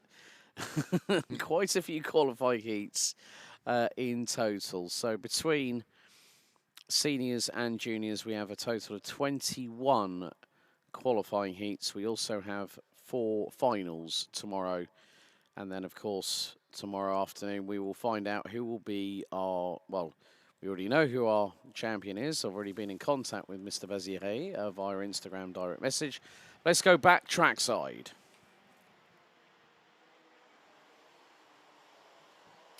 So it's time for Heat 7, B versus F for Senior X30. Let's take you through the starting order. Henki Kalteren and Mathis Marschalt will be on the front row of the grid. Interestingly enough, a big thank you to Series Race Director Dave Ritson. We have been reliably informed that Henki Kalteren will start on the outside of the front row. So it's decided to swap position on the front row of the grid. Delano Valens and Roxanne Lantinga round at row 2. Jules Van Hoolen, Sebastian Mins row 3. Luca Leistro, Matthias van der Kerkhoff row 4, with Clément Massot and Arthur Huang rounding out the top 10. Rafael Linders, Lewis Bird, Thierry Kinard, Roberto Baz, Alexis Constant, Gaetan de Brabandera, Luca Montebello, Thijs van Dijk, Farid Jalil, Sam Buerma, Pepin Steiger, François Delati, Roman Krupianko, Yanis Martin, Nick de Gois, Elie Dax and Clément Outron round out your 27 strong grid. So, I think the big talking point is how far do we both think that Clément Outron is going to get up in this race? Ouais, Clément Outron, on en parlait justement, qui va s'élancer du fond de grille. Tout à l'heure, il avait réalisé une spectaculaire remontée de très très nombreuses positions pour terminer dans le top 5 de l'une de ses manches qualificatives. Ici, changement de décor parce que il a plu, la pluie a fait son apparition et forcément, on est dans une configuration un peu différente pour ces 3 dernières manches qualificatives, en tout cas pour cette première des 3 manches, parce que si la pluie ne redouble pas d'intensité, eh bien on pourra avoir une piste qui s'assèche de plus en plus et on pourra avoir par exemple une dernière manche qualificative qui se déroule sur une piste totalement sèche. En tout cas pour l'instant, regardez, elle est bel et bien humide et donc on va avoir une nouvelle configuration ici pour cette manche où on retrouvera Henki Kalteren en pole position. C'est déjà imposé dans ces manches qualificatives aujourd'hui. Le néerlandais, c'était lors de la manche qualificative numéro 3. Il n'était pas parvenu à réitérer l'exploit plus tard. Mais attention parce qu'on n'a pas d'Henki Kalteren pour l'instant devant. Ouais, il y a peut-être eu un souci là pour le néerlandais. There have been a couple of problems for drivers so far this weekend. Nick de Gois is also not out on circuit, so there's going to have to be a gap. Ah, there he is. Is that no? That's not Henki. Oh, there's a bit of confusion reigning here. Ouais, il est bien là, Henki Kalteren. There he is. Okay, right. Ouais. So, il est bien là, Henki Kalteren. Pas d'inquiétude. C'est vrai que sur nos écrans, on l'avait pas vu spécialement noté passer par la ligne d'arrivée. Et voilà le départ de cette manche qualif qui est donnée. Non, faux départ. Non. Faux départ. Donc on va remettre un peu d'ordre dans tout cela.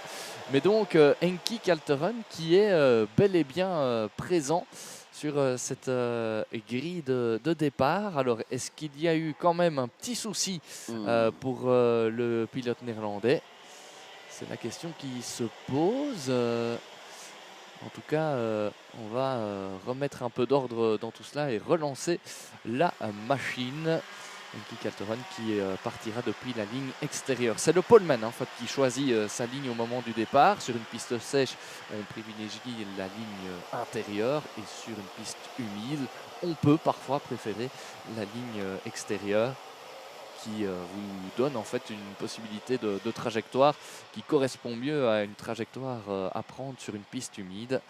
Voilà pour les quelques détails. Deuxième tour de formation donc dans cette manche qualificative entre les groupes B et F.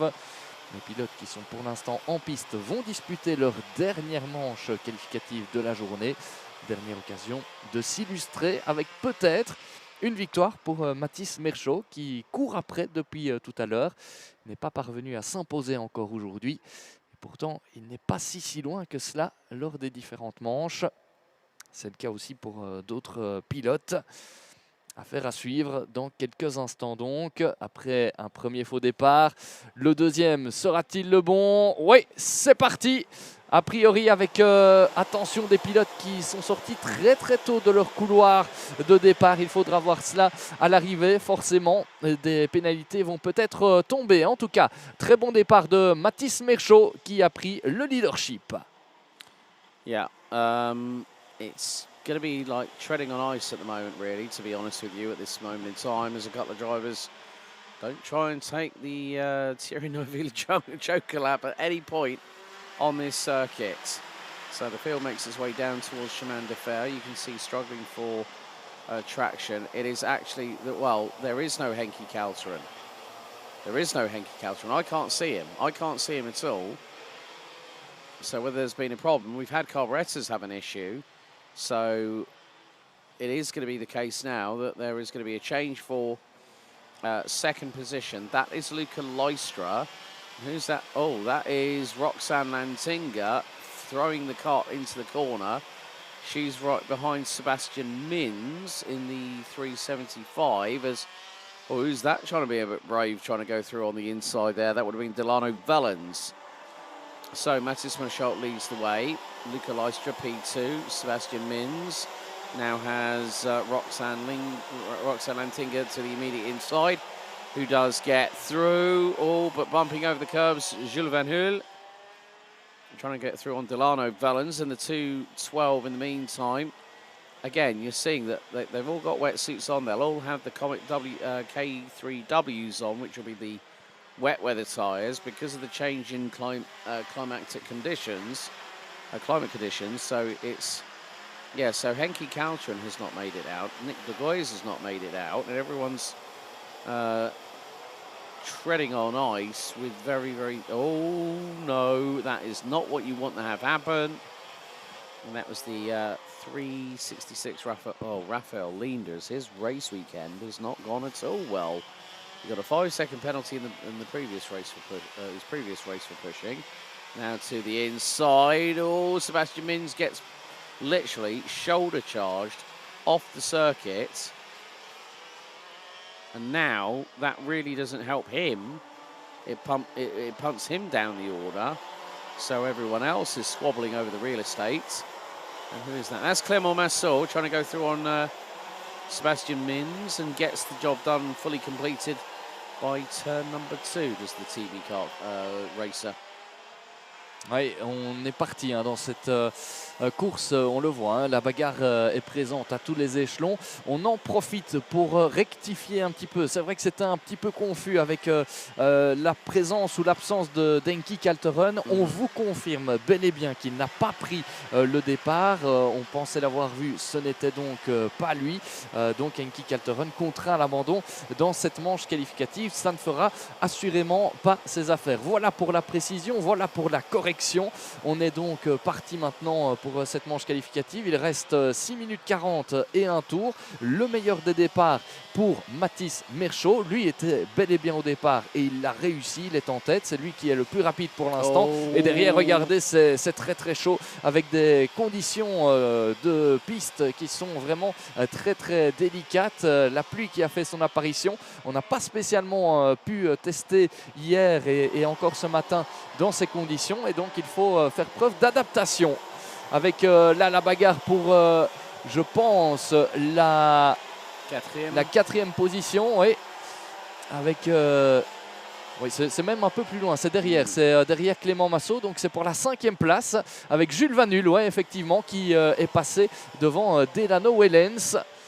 Ouais, et regardez les écarts qui sont déjà très impressionnants. Lucas Leistra en 2e position, Roxane Nantinga bien parti dans cette manche qualificative, et puis on retrouve Massot, Vanul et Wellens pour les 6 premières positions. Et ce n'est peut-être pas terminé parce que, regardez, dans tous les secteurs, on a des dépassements à l'appel.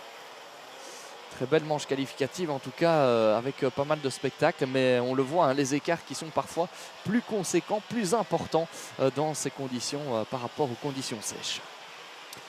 Clément Outran, again, is fighting tooth and nail to get up the order. And we are not, we're now halfway through the race. He's made it up to 12th position. Fastest lap of the race so far by Mathis Merchaud. We're now a significant pace of what we were earlier on today. As I think that might have been a change between Delano Wellens and possibly, well, no, not Clément Massot, but again, it's just, I think it was on Jules Van Hool in the number 321 that he managed to get through on. But again, you're talking, with these conditions that they are now, as a 50-50 straight line in the middle decision that driver would have to have made. Do I go on slicks? Do I go on wets? And some are able to use the runoff areas a little bit, or they're able to use the outside line a little bit more frivolously than some of the other competitors who just want to make sure that they haven't got to wash the cart off and then are being told by the mechanic to go and scrub it clean so it's absolutely pristine, ready for tomorrow. It's more about how you handle these conditions. Racecraft was one thing with the earlier, one of the earlier heats, but now it's got to that point where the drivers now have to grin and bear it and wonder on how they think they could have done this better, gone through that corner better. There's so many factors that the drivers have going on in their minds at the moment. It is quite ridiculously impressive how they decide, well, this is what I'm going to do, this is how I'm going to play the game, and let's see if anyone follows suit. Il reste 3 minutes 25 et un tour dans cette manche qualificative.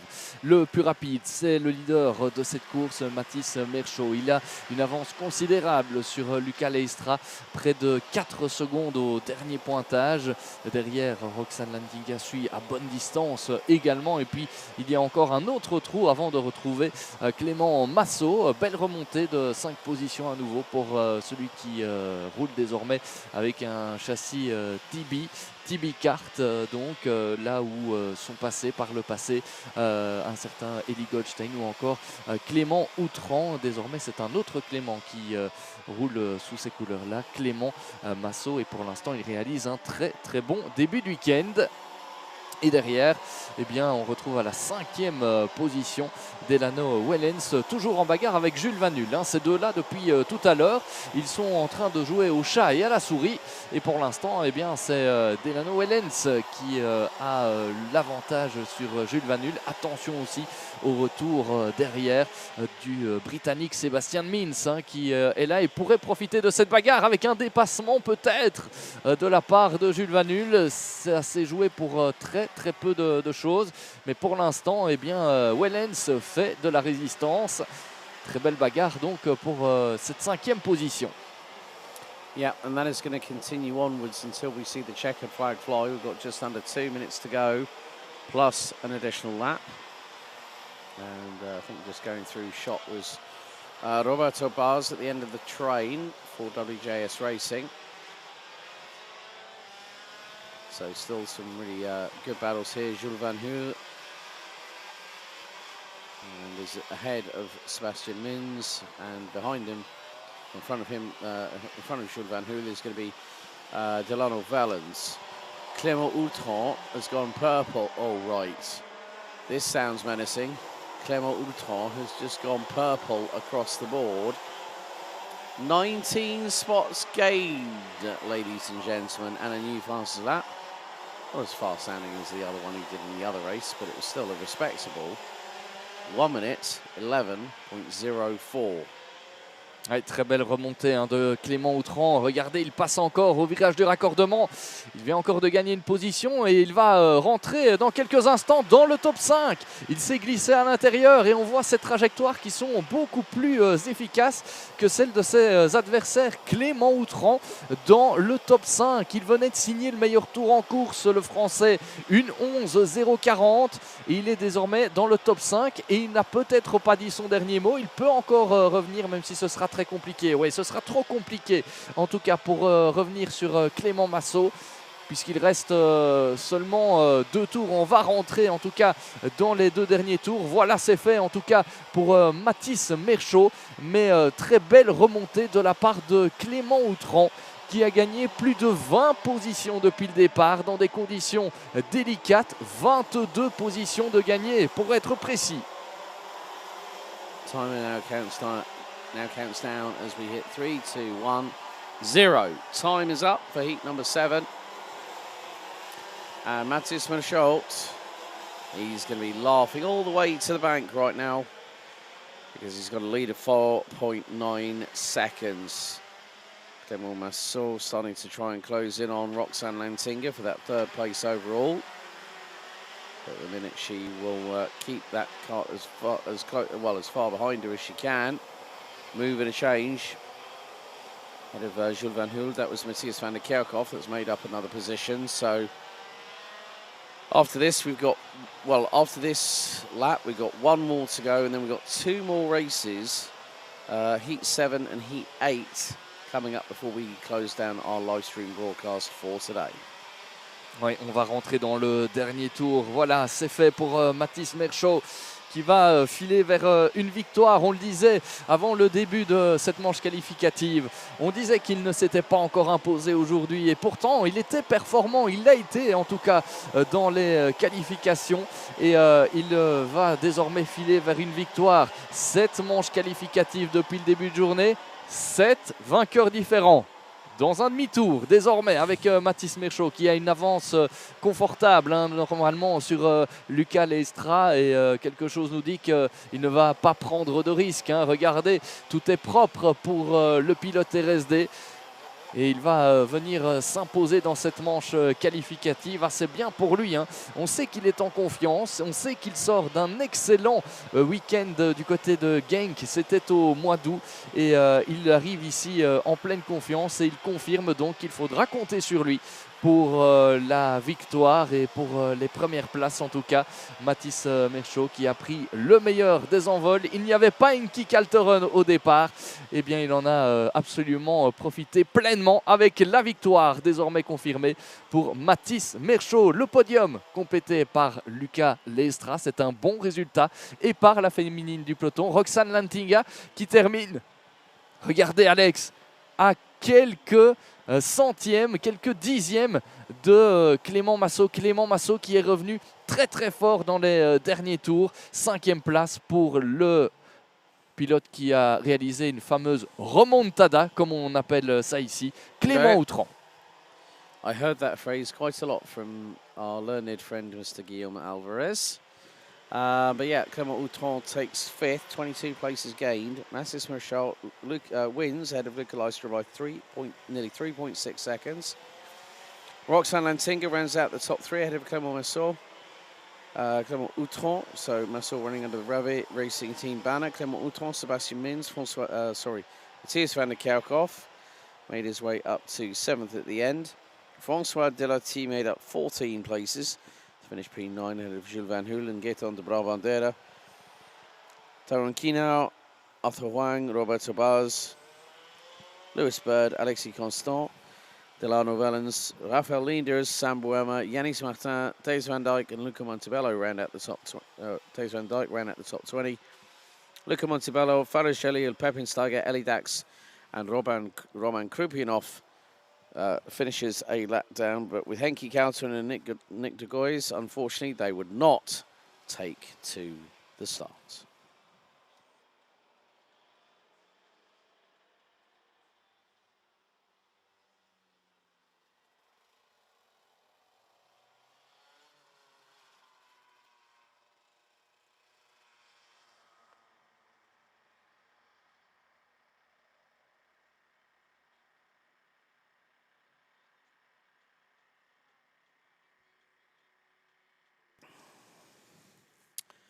Well, my dear Simon, that makes it 7 from 7 so far this weekend. And no one has yet to win 2 finals. The maximum score of 80 points. That's for the qualifying heats. And then for the finals, we will have points allocated.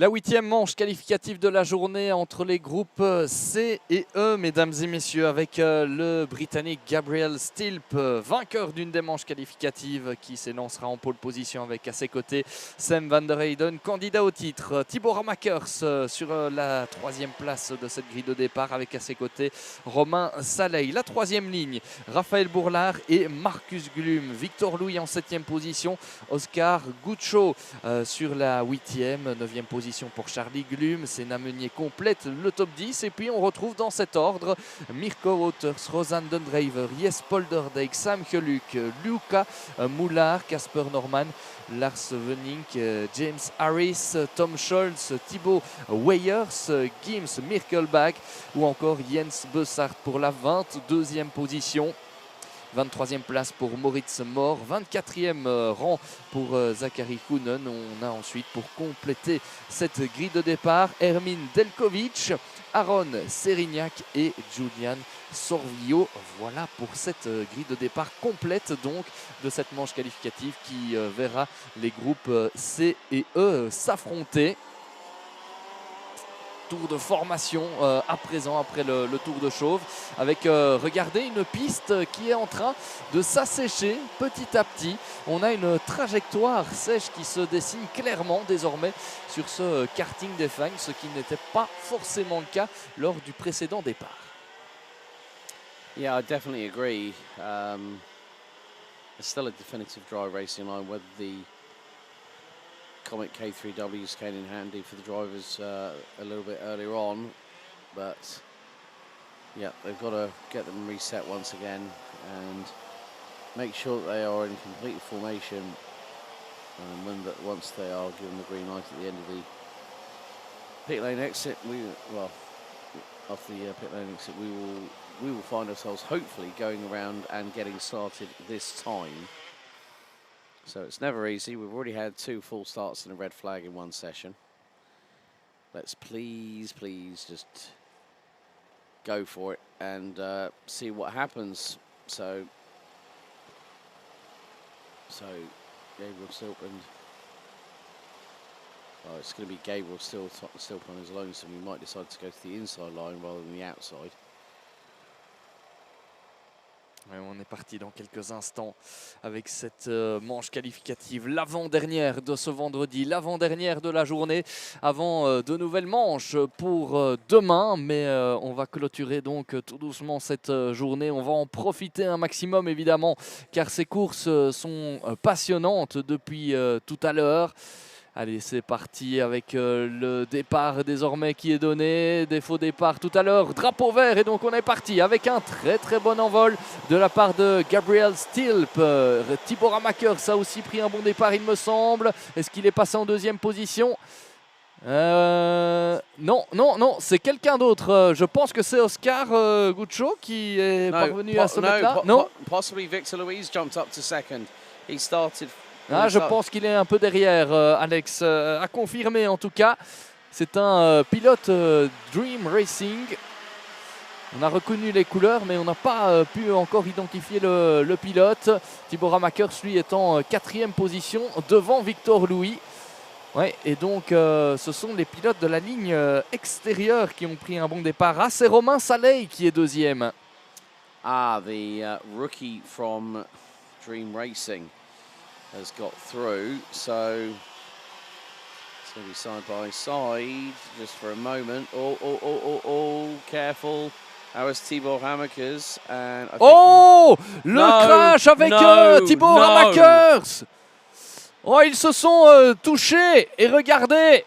That's Mirko Wouters. Ouais. Oh, en plus ça a frappé fort. Ça a frappé fort et ils se sont déjà touchés juste avant. Oh, la désillusion pour le champion du monde. Well, the thing was, Ramakers went to the outside, Wouters clashed with him, and then he's dived to the... Oh, well, I mean, I've just looked back on the footage. You can see, first touch was in the first right-hander. Ramakers gets pushed off the track, goes to the inside. They both understeer into each other. That's the thing. Wet weather tyres... You could be a world champion. You could be someone battling for the title. It looked like they both understeered. Like literally, the kart went one way, or the steering went one way. The kart decided to go another. Understeer is bad in these conditions, and you could see that. I think that Mirko Wouters was absolutely destitute and said to Ramakers, "What are you doing?" Well, the thing was, I have to say, in that instance, Mirko Wouters was a little bit over-aggressive by going up the inside of Ramakers on the first right-hander at that complex in the first place. And that started the chain reaction. So, yeah, Wouters and Ramakers are out. Boulard is out and didn't even make the grid. So, I'm sure that is going to be investigated post-race. We will leave the race stewards to decide what is going to happen with that, because that is their domain, not ours. Meantime, Victor Louis through on Romain Saleh, bumps through the curbs on the exit of Chemin de Fer. But at the moment, it's Gabriel Stilp who could become our first 2-time winner of the weekend so far. Now, this man, as I said, he's a known quantity. He's raced with with crop promotion for most of his karting career. And there you see the two forlorn carts of Ramakers and Wouters. Well, something had to come to a head, and it just unfortunately happened there. Here comes Sem van der Heyden, and he's behind Oscar Goodschmidt. There's Charlie Gloom in the back, along with Marcus Gloom not that far behind. So, yeah, I just think it was 2 into 1, did not go. And, you know, there'll be the initial thing that kick-started it all in the first place, because you look at the starting point on how the incident transpired, and then it gets dissected after that point through multiple cameras that Race Control have at their disposal. 6 minutes to go, and Sem van der Heyden, oh, that's a bit close between him and Oscar Goodschmidt, who goes a little bit deep into Chemin de Fer. There's Sem van der Heyden trying to go around the outside of the exit. That's not going to work on a month of Sundays, even though it is Friday late afternoon. But still, that's the way you want to see a battle, where someone goes a little bit deep, you're the cart behind, you look for the inside line, and it doesn't quite work out.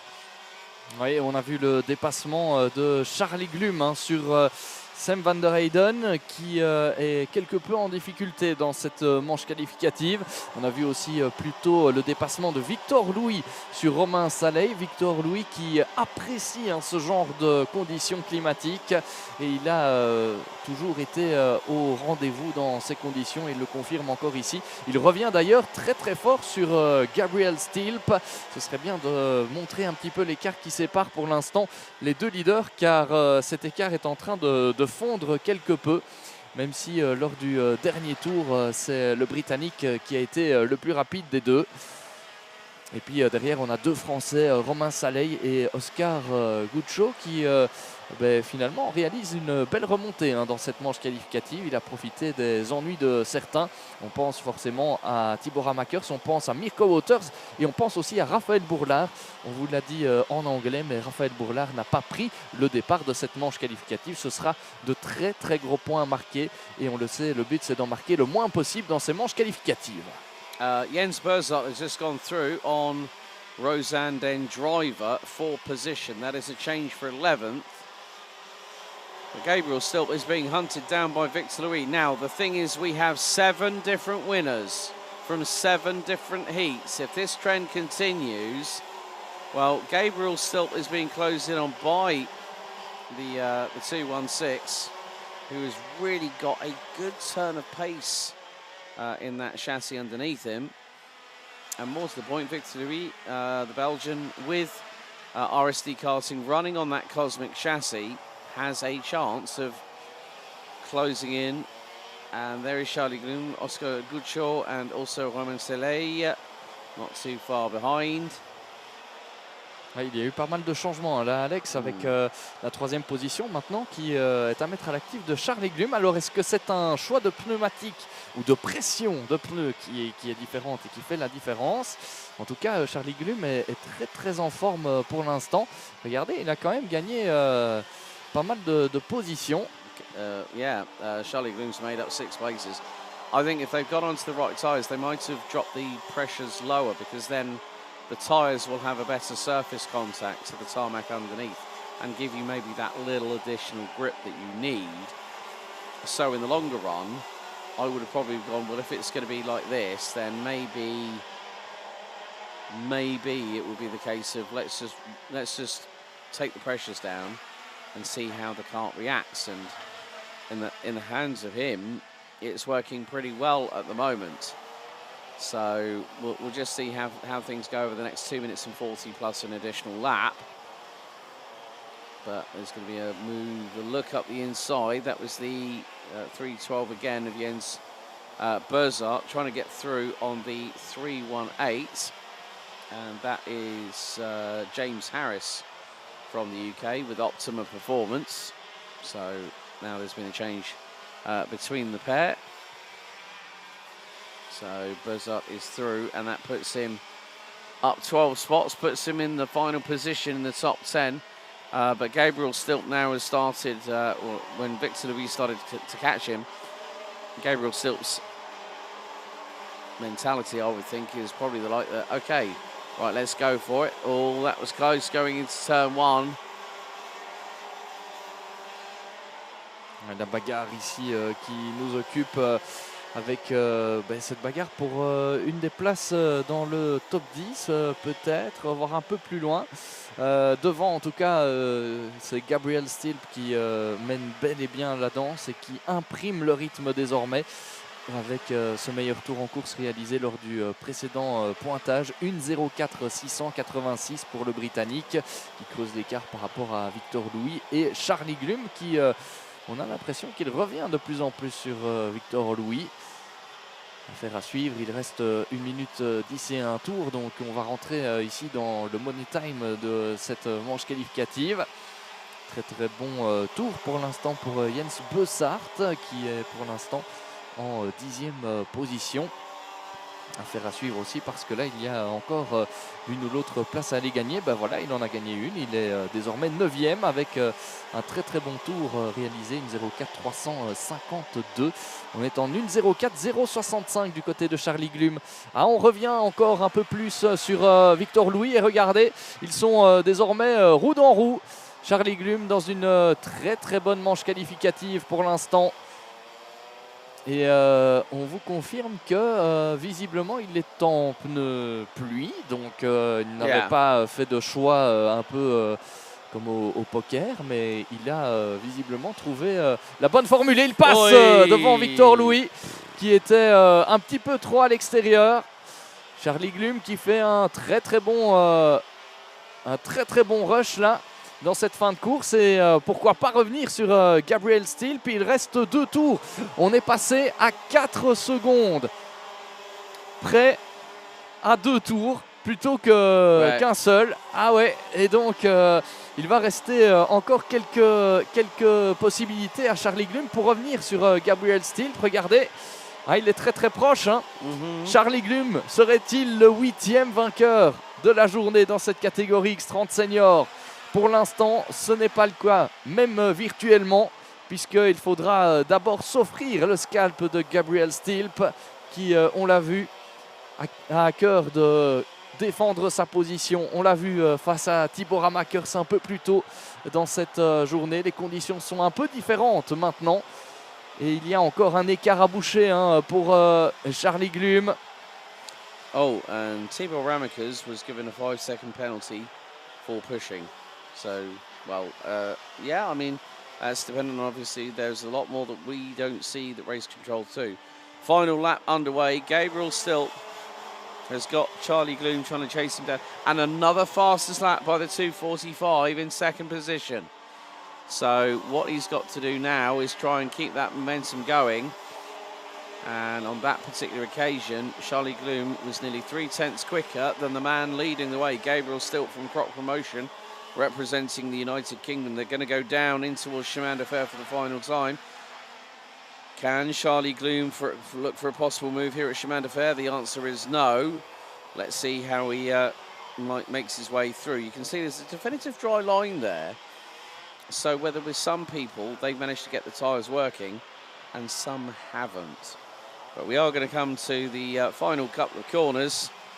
And Gabriel Stilp is going to become provisionally the first driver to take 2 wins. Up the hill for the final time. Croc Promotion and Gabriel Stilp win heat number 8, C versus E. And that was ahead of Charlie Glum by just over 0.27 of a second. Charlie Glum, another new fastest lap of the race. That was 3 successive fastest laps by the 2:45. Victor Louis in P3.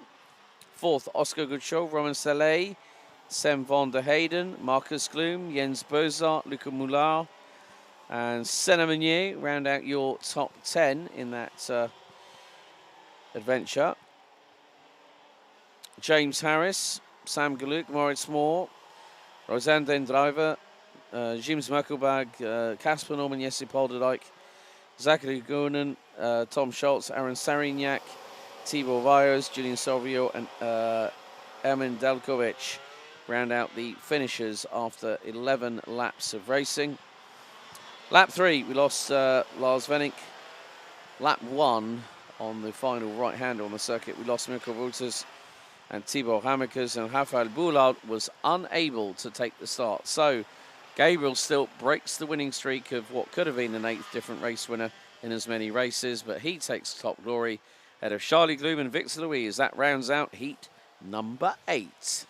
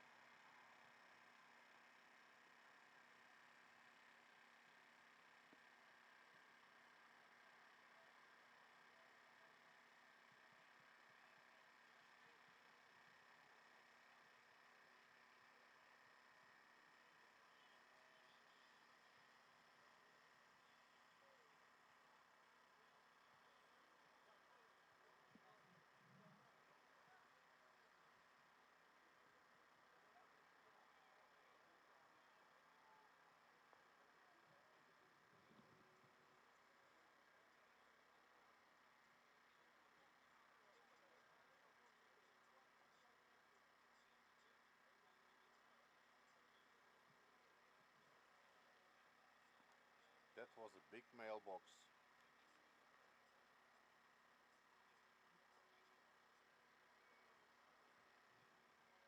Yeah, lucky slot. Put a coin and switch to, you know what?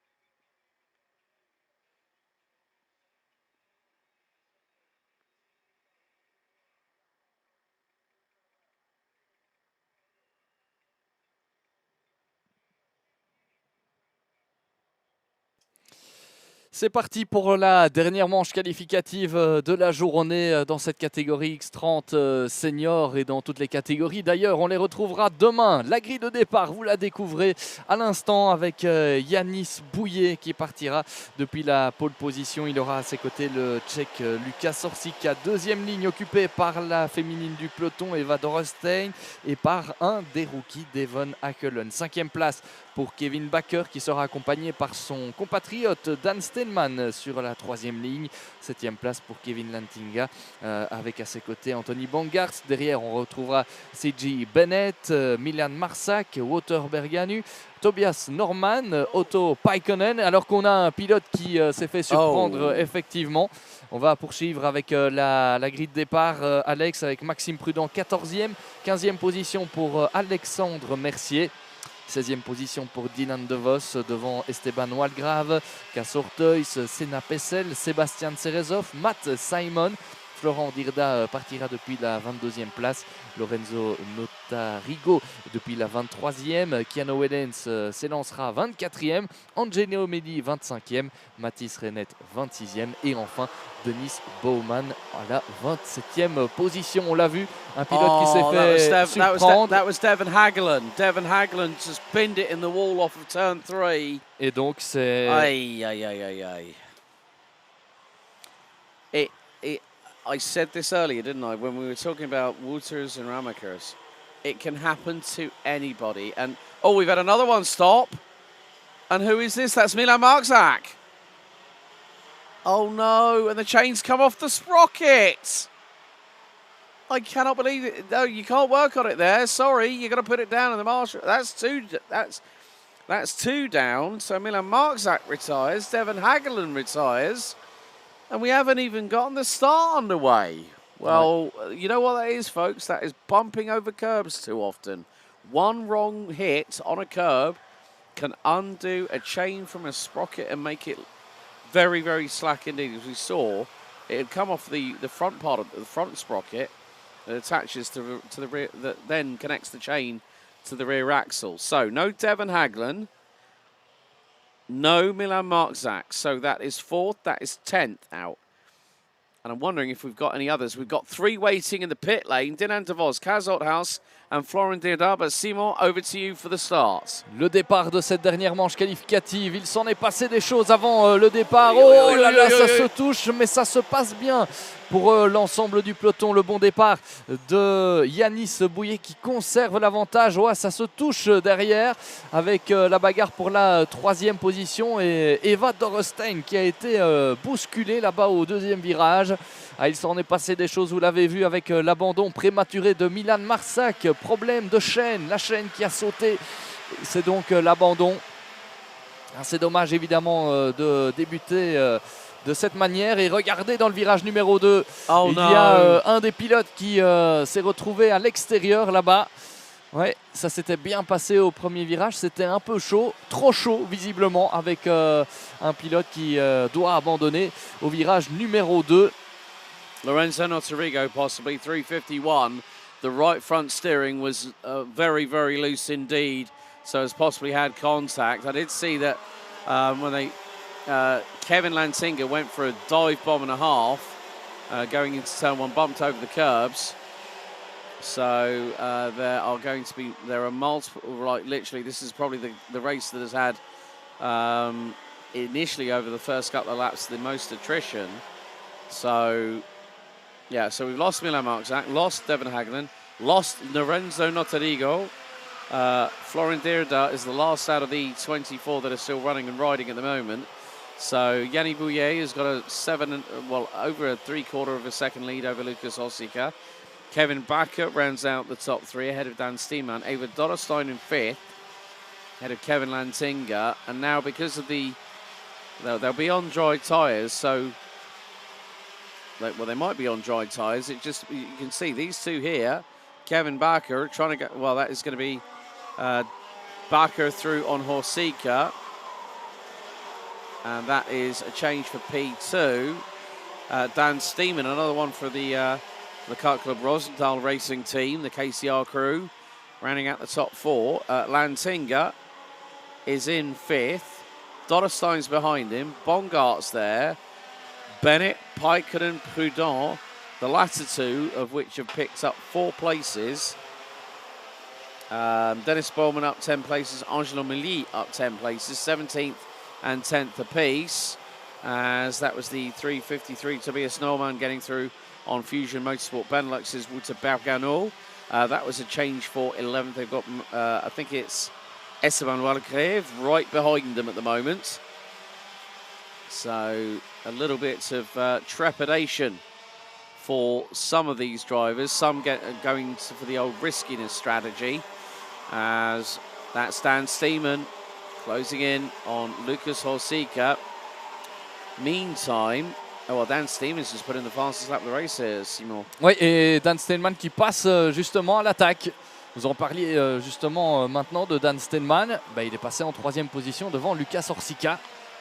But he's also got the fastest lap of the race, 56.036. So 6 minutes and 35 plus an additional lap. You can see the likes of Lantinga and Dorrestein trying to hustle their carts along, whereas there are battles up and down the order.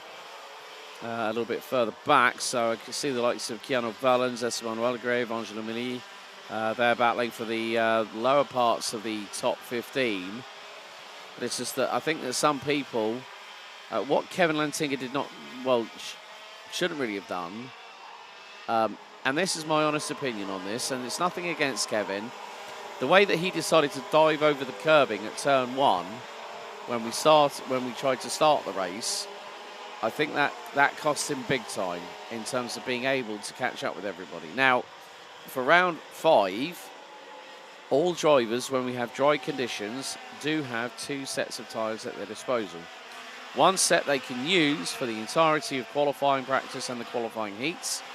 They can opt to use one of that additional set before the final. But then they have to replace the other. If it's 3 they need to replace, they'll replace them. If not, it'll be all 4 tyres, and someone, I'm sure, will have a brand new full set of Comet K3H dry weather tyres ready for tomorrow's final if the weather conditions stay dry. Now, as we have seen earlier on today, the weather has been unpredictable, and that is exactly what we saw happen in the earlier heats that Kevin Lantinga won, which was heat number 6. Now we've got some real good battling happening. A little bit further back, CJ Bennett's doing pretty well. He's just got the new fastest lap of the race as the man from Ireland. And he is closing in on Ava Dodderstein, and right behind him is Maxime Prudent. So along with that will be Otto Paikkonen very shortly on the Croc Promotion chassis. As there's going to be a change, and that was the 327 of Lucas Horsika on, I believe, Kevin Lantinga. There is Ava Dodderstein on the Team Corner OTK chassis. She's trying to keep it to the outside, but that could allow CJ Bennett to come through. Maxime Prudent's going to help the Irishman, and with that is going to open the door for, I think that is, yes, that's another Croc Promotion chassis, and that one will be Otto Paikkonen from Finland. But Yanni Bouillet trying to canter away into the distance. It's easier said than done in this kind of competitive, all guns blazing senior X30 competition. So it's about picking your spots and running your own race and knowing where you are placing in comparison to your biggest competitors out on track, so to speak. Allez, il reste 3 minutes 25 et un tour au programme, on l'a vu, avec attention pour la première position. Là, ça se bat effectivement pour la 4e place avec Kevin Lantinga qui passe devant Lucas Horsika. Magnifique manœuvre de dépassement par l'extérieur. Et derrière, effectivement, CJ Bennett vient s'intercaler là, je pense. Ouais, yeah. Avec derrière, il y a Maxime Prudent qui est là. Ouais, et possibly Lucas Horsika because that's a TD. Exactement. Et il y a encore Lucas Horsika Oh, regardez, ça se bat encore. Mais je vous disais, Alex, quelque chose à surveiller, c'est l'écart entre Yanis Bouillet et Kevin Baker. Il se réduit de tour en tour. Ça se joue au centième, au dixième de seconde. Mais on pourrait avoir un final extraordinaire entre Yanis Bouillet et Kevin Baker. À surveiller donc dans ces 2 minutes 30 restantes. Yep, Kevin Baker within now 5.5 tenths of a second. As Lucas Horka-Sika leads the freight train a little bit further back. CJ Bennett looking for a move, and that is on Kevin Lantinga. That's the Irishman through for what is now 4th place. And Maxime Prudent right on the heels of both drivers. And up the inside.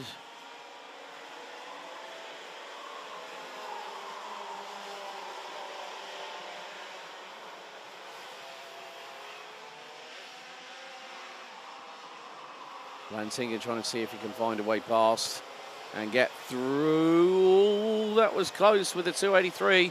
Otto Paikkonen through at the end of Chemin de Fer.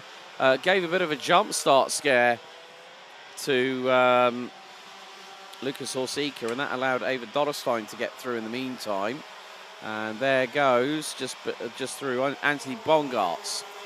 But the battle for the race lead, Yanni Bouillet yet to win a heat race this weekend. Neither has the man, so neither has, well, Kevin Baker and Yanni Bouillet, neither to win a qualifying heat so far, as there'll be 6 more to go tomorrow. 2 more opportunities for drivers to get themselves up to the sharp end of the classification before the top 36 and top 72 Cup occurs.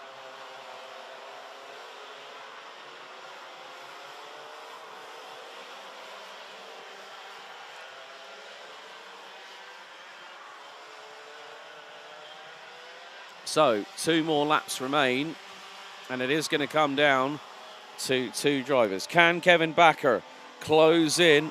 This is going to bring us our 8th different winner out of 9 different heats so far this weekend.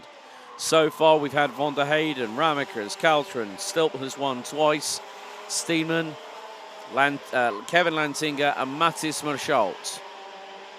So next time round, looks like they're going to get the last lap board.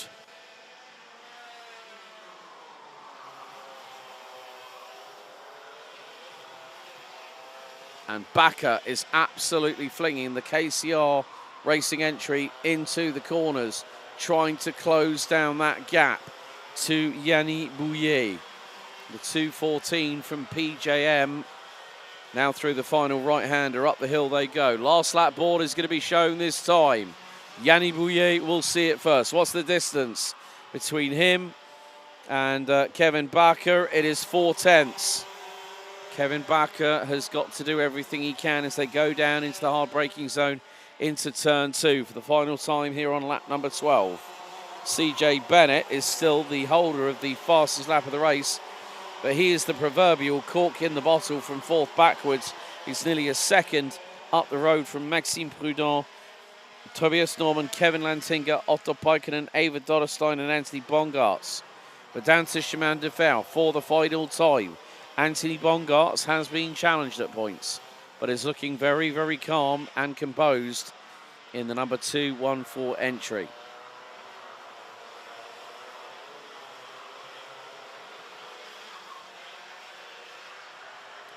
So 1 more corner to go. This could be the run to the line. Can Kevin Baker get onto the coattails? No, it's not going to be enough. Yanni Bouillet finally picks up a race victory here in heat number 9 as the rain starts to fall at the checkered flag. Apt timing, you would say. Dan Steeman takes P3. CJ Bennett 4th, ahead of Tobias Norman. Kevin Lantinga takes P6 ahead of Otto Paikkonen, Maxime Prudent, Ava Dotterstein and Anthony Bongarts, who round out the top 10. Lucas Horsika rounds out 11th, ahead of Keanu Vellens. Have to give that driver a shout out because started 24th, finished 12th. Esteban Walgrave, Wouter Berganu, Angelo Milly, Senna Pessel, Mathis Renet, Alexandre Mercier, Matt Simon and Dinan de Vos round out your top 20. Kaz Orthaus, Sebastian Cherysov being the last of the drivers that crossed the line after 12 laps of racing. We lost the Netherlands, Dennis Bowman.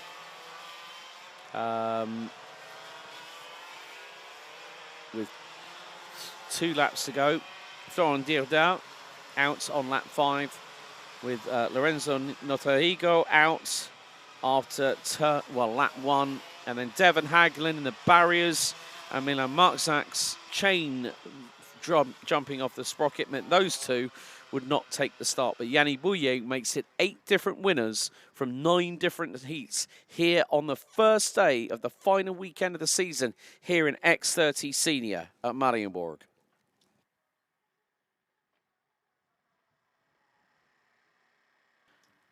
Well, that means we have concluded the on-track action here at Mariembourg for the first day of the final race weekend of the championship season. Of course, very soon, in a couple of weeks' time, the Iame Euro Cup and Ladies Cup, which has in totality a combination of over 300 plus entrants, will be heading to the Le Mans International Karting Circuit. And that will be in 2 weeks' time. Still, there will be some places for IWF 2025 up for grabs. The Ladies' Cup is, from what I understand, completely sold out, which is fantastic for the event itself. I know there will be a few drivers going there, but you know what? We're going to head down to Simon Mirguet for the final time for our last interview here on day 1. He's finally got our pole sitter and Heat 9 winner from PJM, Yanni Bouillet, alongside. Simon, over to you. Voilà, nous terminons cette journée effectivement avec la catégorie X30 Senior, dernière manche qualificative il y a quelques instants. Et le vainqueur, c'est tout simplement celui qui a signé la pole position en début de journée. Une journée qui a été pour vous très très concluante avec de très bons résultats. C'est ça, ouais, voilà, on a réussi à prendre la pole générale après beaucoup de travail et on est content de ça. On a un avantage de partir en pole position à toutes les manches.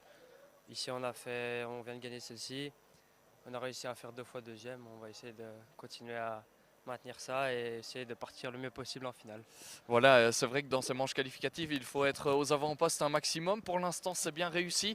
Il faut dire que vous êtes arrivé ici en pleine confiance après une magnifique 3e place en finale à Genk. Voilà, c'est ça. Donc on est un peu loin au championnat, mais on va essayer de tout faire pour essayer de finir dans le top 5. Voilà. Donc voilà. Ça fait partie de votre progression. Vous êtes là pour de plus en plus être aux avant-postes. C'était l'objectif en début de saison que vous vous étiez fixé? Honnêtement, on n'avait pas trop d'objectifs. L'objectif, c'était d'évoluer comme toujours. Mais voilà, ici, ça se passe plutôt bien. Comme notamment à Genk, on fait 3e place. C'était plutôt positif. Et voilà, on évolue comme on peut. Et l'année prochaine, on va essayer de viser un titre. Voilà qui est dit déjà pour l'année prochaine. Avant cela, il y aura des manches qualificatives et encore une finale demain où Yanis espère évidemment briller. Pourquoi pas un podium supplémentaire, voire plus, on verra demain. En tout cas, c'était déjà une très très belle journée. Je vous laisse le mot de la fin, Alex.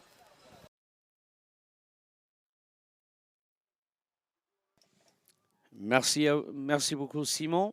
So that is it for day number 1 of the final round of the 2025 Iame Series Benelux season here at Karting de Fagnes International Raceway in Mariembourg in the Corvin region of southern Belgium. So, more to the point, when can you watch more racing action? We will be live from 10:20 tomorrow morning ahead of what will be Championship Day at Mariembourg, as we will find out who will become our new senior X30 champion for Iame Series Benelux 2025. Louis Béziret already pretty much confirmed as the new junior champion, but join myself, Alex Goldschmidt, and Simon Mirguet from 10:20 tomorrow morning. Sleep well, have a great dinner, and we'll see you in the morning. Good night. Thank you for watching.